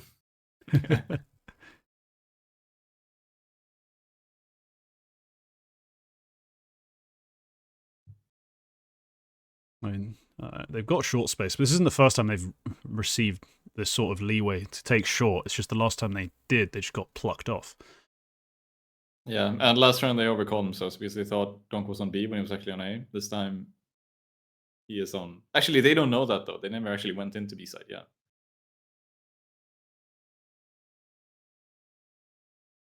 They might still think Donk is on B, which he is. Well, mid now. Yeah, he's playing mid. Yeah. Problem is, usually you might be like, "Oh, I can target this this A bomb site. You know, it's Magic's. Maybe we can trade him." Not this game. You know, not this game. He's been multiing up like crazy. Because this is the old Magic's, like when Magic's came into here and he was actually like a very good 16-year-old player. He wasn't like that version of Spirit. He was like a hybrid AWP as well. Oh, not hybrid, but like he was second AWP. Yeah. It was a very different Magic's. Actually, while this guy is like 21, but he still has like 4 or 5 years. Oh my god, Donk's gonna jump up behind them. Yeah. He knows someone's in the smokes somewhere, but he's kind of off on where exactly. Oh Look. Jesus. Oh. He's cheating. Oh, there we go. There we go. Zontix channeling his inner perfecto to win this clutch. What? Oh. Okay. That's fucking crazy. It's a bold double swing to make, but it works. I don't. It's fundamentally not that sound, not that problematic even. It is fairly sound. Yeah.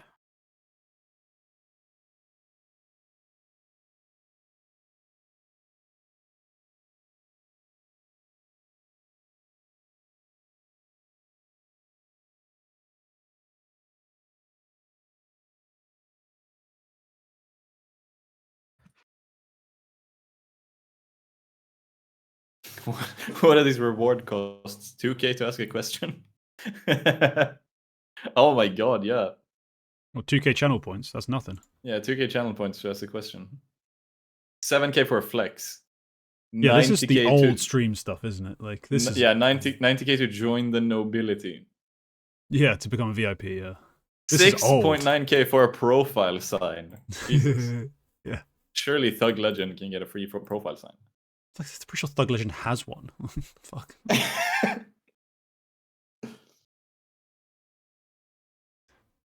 The nerves on Donk. Yeah, I actually thought he looked nervous, which is crazy to say. Well, what the hell's going on here? This is ugly. Just a bunch of blind spray. Yep.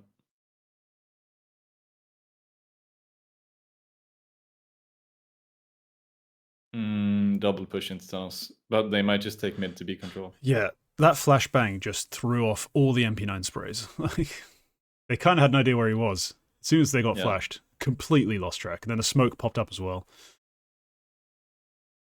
Zontix in possibly the least impactful position of the entire map right now. Yeah.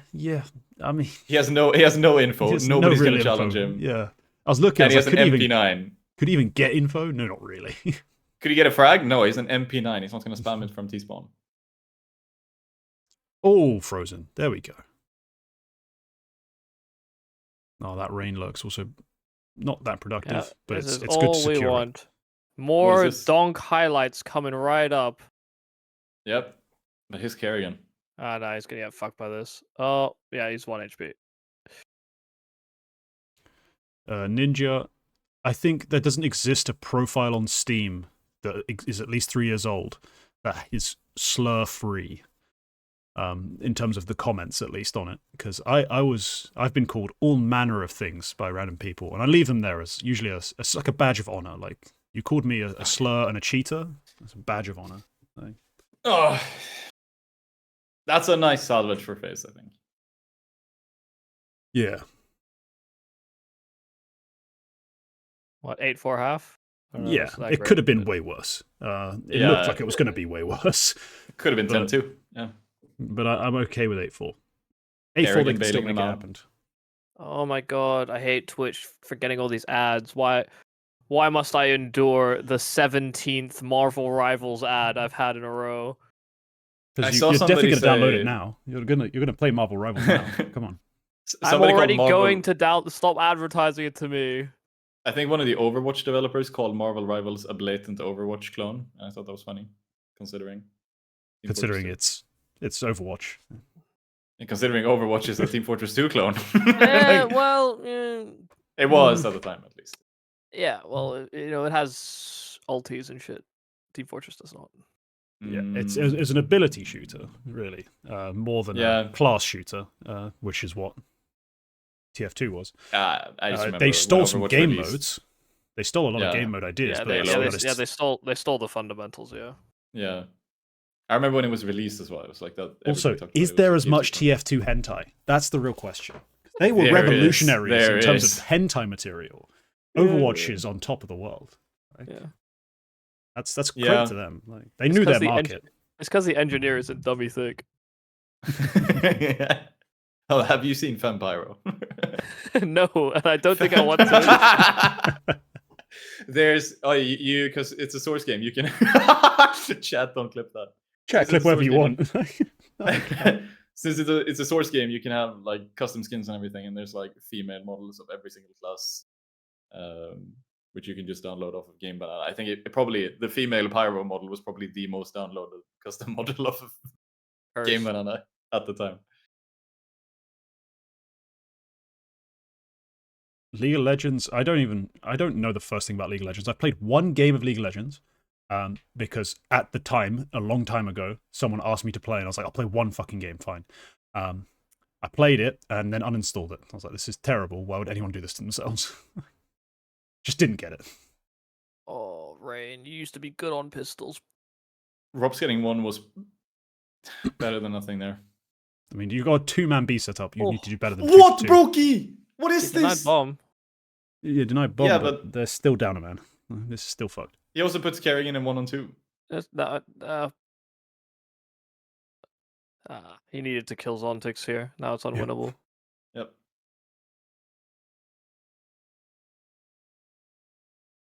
Yeah. Damn it. Yep. Okay. That's rough. That's They bold. they ran Brokey in with the flash. Like Yeah, Kerrigan called for there him was to a do that, plan so. for it. It wasn't just Yeah. Brokey running in like a dipshit, but the fact that he only gets one is the issue. Like, they needed Yeah, a he second. needed to. The Flash need to do more. Either gets one and evacuates, or gets two and dies. So it's tough.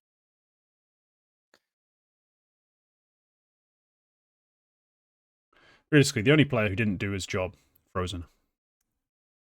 Yeah. Always Frozen.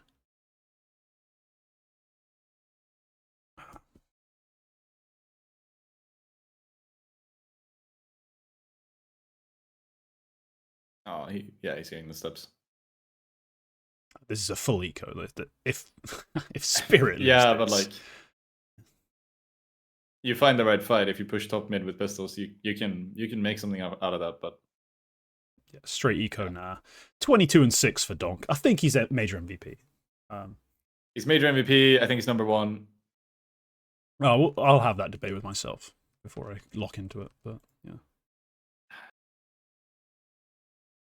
I mean, technically in this series so far, he's not even Spirit's highest rated player. Magic's after the first two maps are 1.66 rated. Like, that's ridiculous.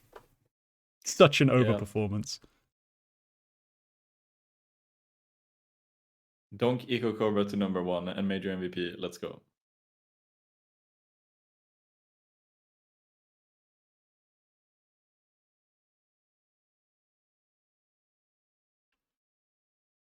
Yep. Yeah, we need to see something. Need to see something different here. Something that Yeah, works from FaZe. It has to work now. We can't be waiting.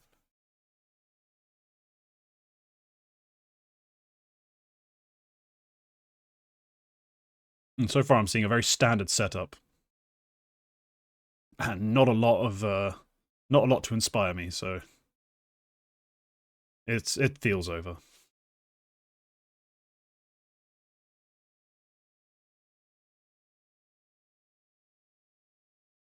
Yeah, if Tonk gets a century, the round's over.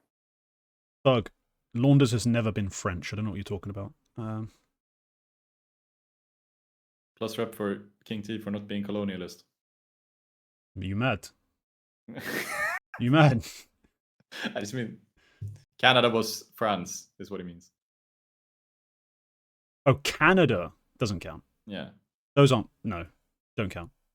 Oh my god, Magix is the goat. It's not even Donk. It's Magix. It is actually just Magix. I mean, there was nothing there, really, that round. Shiro wasn't even the third best player on the team. See you later, Moose. All right. See you later, Moose. All right, Rops, yeah. Play for the numbers, you know? 11-4, Zonix Law. Shut your dumb ass up. Do you think if you took a timeout, if FaZe took a timeout now, do you think they could like induce Sonic's Law by pretending it was a halftime? Yeah, I think the key part of Sonic's Law is that pistol round is a big deal. And even if they win the next round, they're not breaking the economy. So there's no equivalent impact. Yeah, Magic's just doing it with a Galil as well. I hate it when players every now and then make the Galil look viable.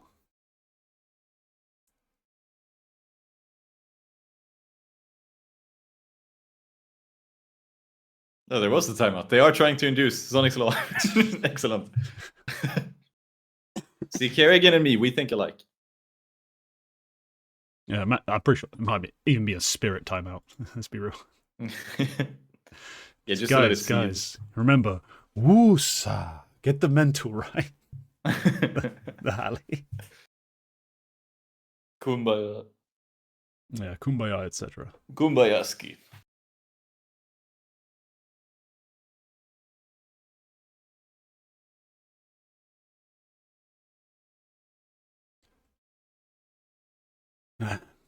Shiro 8-4, basically AFK, just cruising through to a major win. Yeah.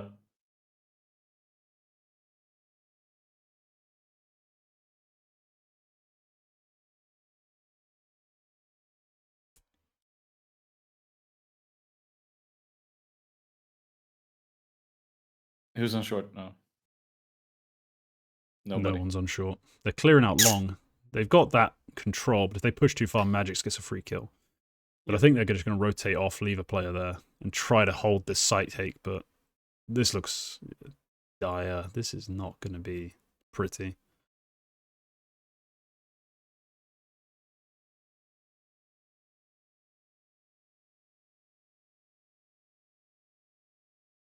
Robs is here. This is the only way. Robs needs to, I think.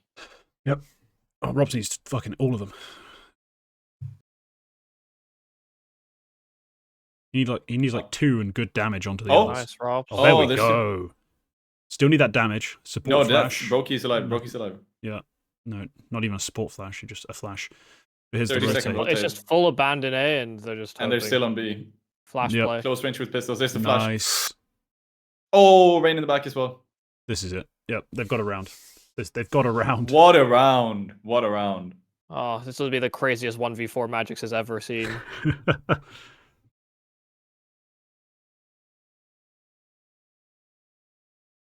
Oh, and there's rain. Yeah, full credit Rops. Full credit Nice. Rops. He did get 2. I didn't think they'd bail after 2. That's why I said I thought you need also damage. I thought they'd keep swinging and actually take him down. And I thought you'd need an extra dink, an extra couple body shots and a couple players so that the pistols can finish them off. But they fully just run off. So yeah, the 2 were enough.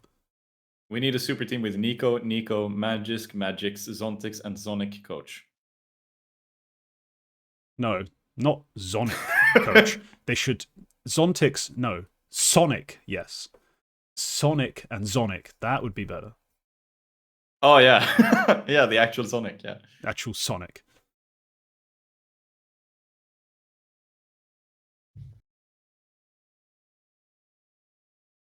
There's even 2 Stanislaus. You could take 2 Stanislaus. Nico, Nico dos +1. Yeah. There's another Nico, isn't there? There's a Nico with a C, the Danish one. No, but there's another Nico with a K. Oh, yeah, also the Danish one. Yeah.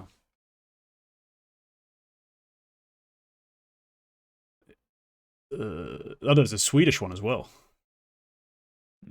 Oh, Niklas Johansson, who has photos on HLTV.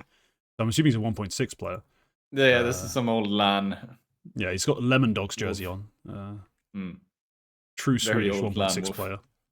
Yep. Oh, Magix. The... Oh, God. And Brokey hit a misses. shot. And there's rain.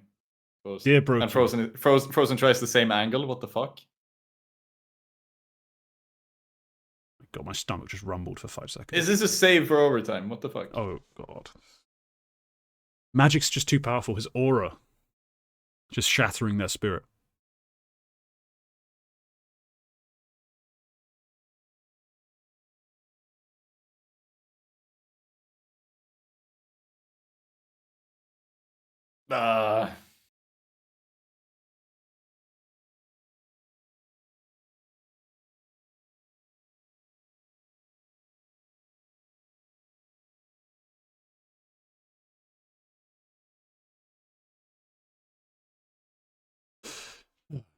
Dear Brokey, do not be pussy.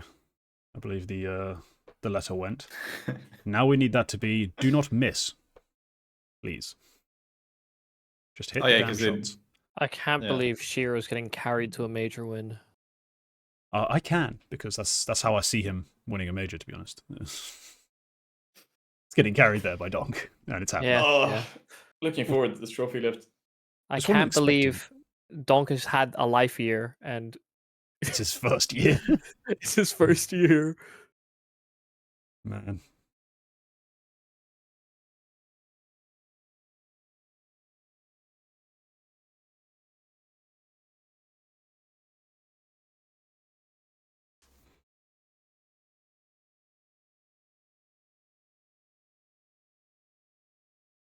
Oh, Rops with a smoke pop AWP play. Oh, damn. Yeah, I thought it could be.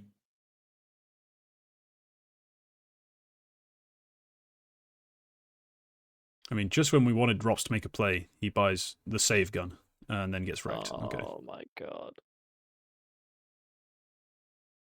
Oh, there we go, Brokey. There's something. Double digits. Way. And another one. Oh, actually, round saving play from Brokey. It literally is, yeah. It's not over, but yeah, it's still a question. Is the point? 2 and 2. Oh, Shiro. Oh, but there's Brokey. Okay, Carrigan, just about. 19 bullet spray. With an IGL spray right there. That's an IGL spray. That's a 15k Premier spray. That would be a head in hands lose the game kind of moment, bro. It'd be like I should just fucking killed him. Raw.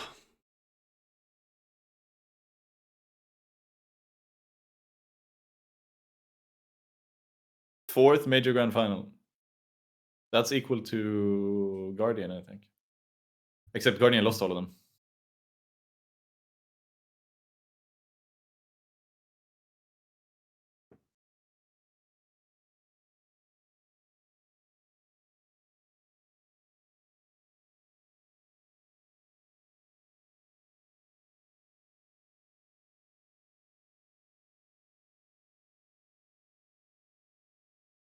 Ivan, we're far enough into Premier being a thing that you should have figured out how it works by now. Like, I'm sorry. The ranks actually make sense now as well. Like, people early on were getting massively overranked and it didn't make any sense, but now it just kind of works. Like, it just kind of works. Donk has a 3.0 KD. Yep, he does. Carrigan, oh wow. Oh, they traded out. That's good. Yeah. And Rops with the op. I swear, I haven't seen Rops play the op a single time. This major. And he brings it out.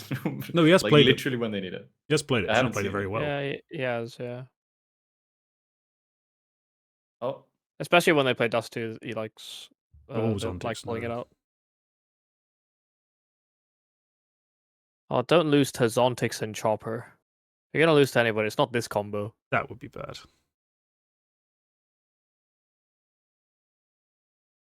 Chopper with an op. Nice swing by Ray. Nice. There we go. Chopper with the AWP. Yeah, fuck. Choppy S, here he comes. Oh my god. Choppy S! Oh, okay. I thought I saw it. I thought I saw it.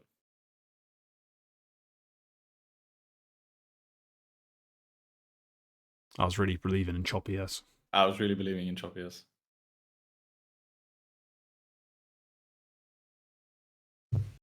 Donald Trump, if you can hear us, Donald Trump, please save us, Donald Trump. What? It's the clip. I haven't seen the clip. You haven't seen the clip. He's like, I'm like, what the fuck? I feel I have no context for this. Just randomly out of nowhere, this motherfucker starts talking about Donald Trump. Oh my god! It's the clip with the guy. He's like praying to Donald Trump that he wins the election, sitting in a car. Donald Trump, if you can hear us, Donald Trump, please save us, Lord and Savior, Donald Trump. That's what I'm imagining the FaZe fans are doing right now. I was just like, what is this? What's this like schizophrenic episode that Quacker is having? Just a retake the week episode. Honestly, this does happen. It mostly happens in the behind the scenes segments, but yeah, it does happen. It just randomly starts whipping out nonsense. Still not over the time you started talking about Talk Tour. Like, dude, you hadn't heard about it. I had to explain this cultural phenomenon. Oh, Frozen Double. Yeah, now she scammed everybody for Bitcoin. I saw that. Yeah, that's hilarious. Went up to like $500 million, and 20 minutes later, it's worth like $20 million. Magic, you ain't winning this, brother. You got one bullet. The Alamo. No, okay. Oh, 12-8. Okay. Oh no, FaZe believers. Where are they? Where are the FaZe believers? Honestly, Trump. That's what I'm saying. I want the OT. I want it.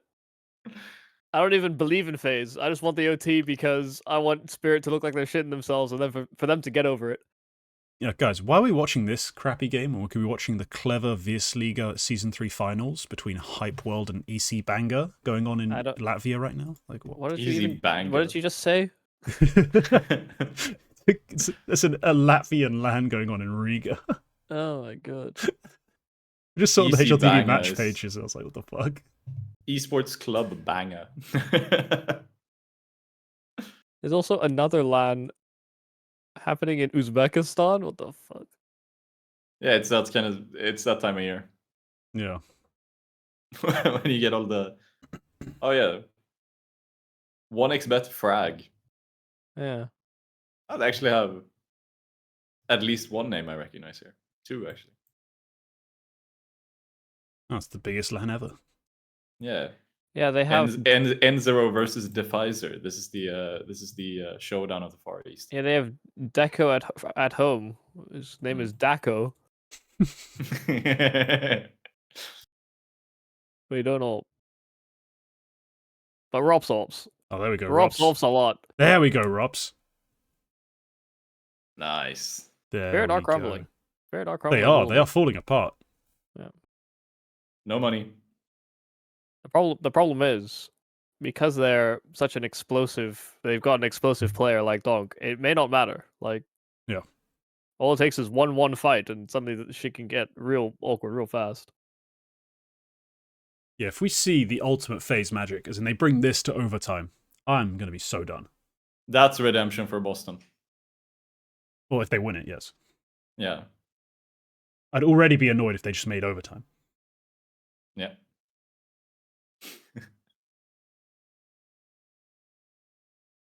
Oh man, I'm getting hungry. Come on. I want to go make pasta.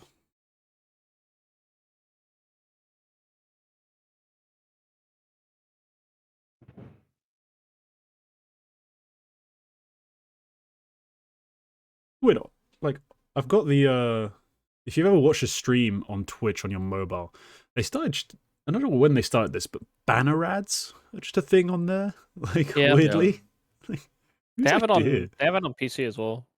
Do they? I've not noticed it. Yeah. Maybe my ad block's working today.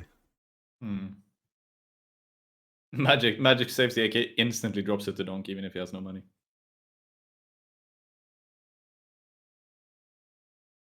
Yep, that's the faith they got on this guy. Yep. Can't imagine why. He's given them 26 reasons why in this game. That's not enough. I need 4 more.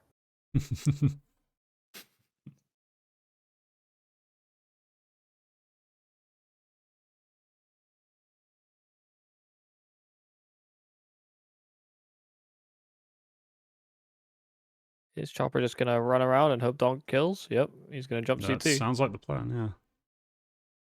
Sounds like Good it's not a flash. bad plan either. A great flash. Yeah. Oh, Great oh, Magic's. space. Wait, it was Yeah. Magic's that died, not Donk. Dog still got a gun. Yeah, it's not over. It's not over. Yeah, there's Donk with on. Yeah, Brokey's brokying.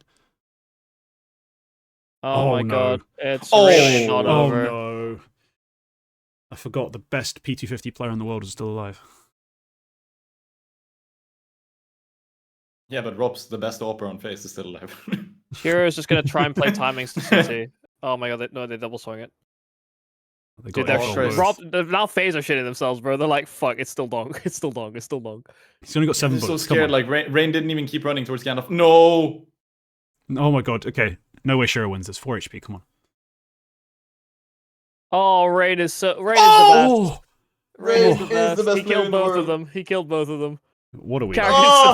Character is so Just, fucking I tough, love how bro. we went full Saharan for a second. Rain is the best. Rain is the best. Rain is the best. Lord praise. Praise the rain. Lord.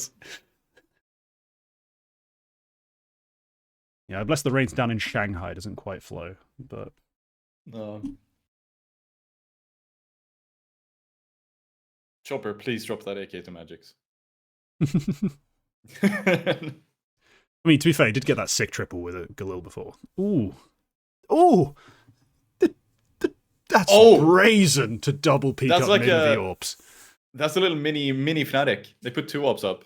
Yeah, it's nowhere near the Fnatic. No, but I mean, like one of them shot and then you bait and switch it. That was cool. Yeah, that's again not the Fnatic. That was I know, just It's cool. just- I'll be honest, just give Yeah. him credit. That was just cool. yeah, that's just funny. Old, but cool. Were you watching CS during that major? No, No, because I, I as came an in a envious bit fan, afterwards. I had to watch that, and it was brutal. Mm.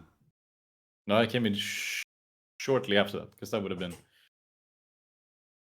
start of 15, I think. Mm-hmm. It might have been the second major of 2015. Trying to remember. In that case, I was watching, but I didn't catch that game. That's the major final, man. How'd you miss that? At that point, I probably Oh, didn't. Frozen, man. Oh Fucking my. trust the Flash. You fucking Carrigan has to bled. bail them out. Oh my god, they're actually gonna lose. Oh no, They're actually Magic's gonna lose. on the Brokey's orb. missed too. No! Oh, Brokey, you're so bad. Oh my god. Brokey, you are the worst player in the world. What is this? Where's Regali? Come on, bless the rains. Bless the rains in Shanghai. Rain and ropes. Oh, Yes! Oh, what a shot. oh, Focus what? Oh, what? FaZe He magic. cooked him! FaZe magic. He cooked him! That's FaZe magic. What? I thought Magix was gonna win He got it. dinked. I thought he was gonna got fucking win it. dinked. He got dinked. What is this Dude. fucking game? Dude, this is what the fuck? I What bless the the fuck? rains down in Shanghai. Like, holy fuck. Rob's fucking in cooking him. Check this out. Check this out. That shot. What the fuck was that? Check this out. It's the fucking Cookly. He cooked him. Oh, no way. And he got dinked on the final shot. Yo, Rops is absolutely the best AWP on FaZe. He is. He just is. He just is. Get Brokey out of there. Donk drops 30 and they still need to go full 24. Kick Brokey, put Jim Pat in Rob's ops. No, they can't gym fat in. We've got enough guys who don't take aggro fights. Come on. Right, yeah. That's some FaZe magic right there. Holy crap. That is some FaZe magic. Alright. This is where Donk just walks out and just one taps 4 people and it's done. And that's how they win the major. Yeah. After all that topsy-turvy back and forth, he just hits the highlight of all highlights. Oh no, Frozen. Traded. Rops is there, but only he's traded too. No. Oh, you need to bless the rains. We knew One these. more Bless the time. rains. Bless the rains. It's gonna take a lot to take me away. Good post plant. I don't fucking know all the lyrics. Come on. They got Oh, what the? They missed. What they missed the smoke. They missed everything. Oh no, bro. Oh, No that's blessing it. the rains. Broky, you need the train. Wait! Broky, Oh. Broky, Oh, Shiro. Shiro, don't lose in clutches. No! Don't lose in clutches. Oh my god! He what a doesn't map. lose. It was in over as soon as Oh it my was God, what a brokey. map. It was over as soon as it was brokey. I couldn't. He's just What had a such an map, off what a game. match. Oh my god. That should not have been so close. Spirit have won the major. Oh. Yo, there's overdrive. Oh. Oh god. Oh lord. I mean, look, to be fair, on the balance of things, they deserved it. That was feeling so bullshitty to come Yeah. back, but Yeah, holy crap, yeah. did I Yeah. believe they'd go all the way. But I like, believe if they FaZe had it played all. like that, if they played like that from the start, it would have been such a different map. So, Look at thank you Dom. for the stat. Bro, no He's just one walking won. off. Bro, He's just walking over everybody's to busy shake hands. Yeah, but everyone's Where'd he busy go? celebrating. Donk's immediately going over to say like. No, he's like, gone over to talk shit, I bet you. No, Hands in pocket, swaggering He's- over, dude. He's GG while playing, everybody. Yeah. He's like, yeah, GG while playing, guys. I fucked you. No, that's when he brings back the old like trash talk. The thing he used to scream that he wasn't allowed to scream anymore. He just walks over, just screams at them.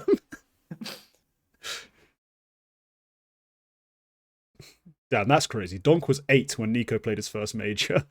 Donk won a major before Nico. That is crazy. That is ridiculous.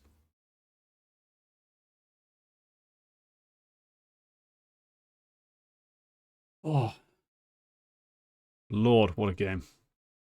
30 bomb to close it out. Yeah, I told you I needed 4 more. True, true. 69 kills for both Donk and Magix in the series. Nice. Wait, Really did not the Magic place we al- expected Did it Magic from. also have that much? He also ended on 69 kills for the series, yeah. Holy And 108 shit, bro. ADR. Ridiculous series. How was Magic's actually farmed so hard? Because he's always been like, if you remember historically, he's like fairly sharp, like a fairly sharp player, but like he's just not ever shown this level, especially with the fights he has to take for this team. where He's like also bitch just not entry. been that guy at all on Spirit. No, he hasn't. He really hasn't. Like with this Spirit, I guess. Yeah, they're like, Donk's gonna lift the Donk, trophy, you yeah. gotta Donk, lift it, Donk, brother. come You on. got lifted. Oh, they're doing it all of them. That's nice. Yeah. Oh, Shitty he's so- pictures, but that's cool. Yeah. Why does Magic look so awkward? Like, he's not happy he won, bro. He's like, he knows that that final was for nothing. He's not getting that MVP. No, he just wants to go back and watch anime. Let's be real. He's just done. Like, job's finished. I can watch anime now. That season arc is 15 episodes in. There's another 10 to go. Come on. I can't believe Overdrive is going to get to lift the trophy. I mean, fair play to the lad. He is their academy scout, basically. He is their talent scout. Yeah, okay, that is fair. This is as much his fucking trophy as anyone's. He got him donk.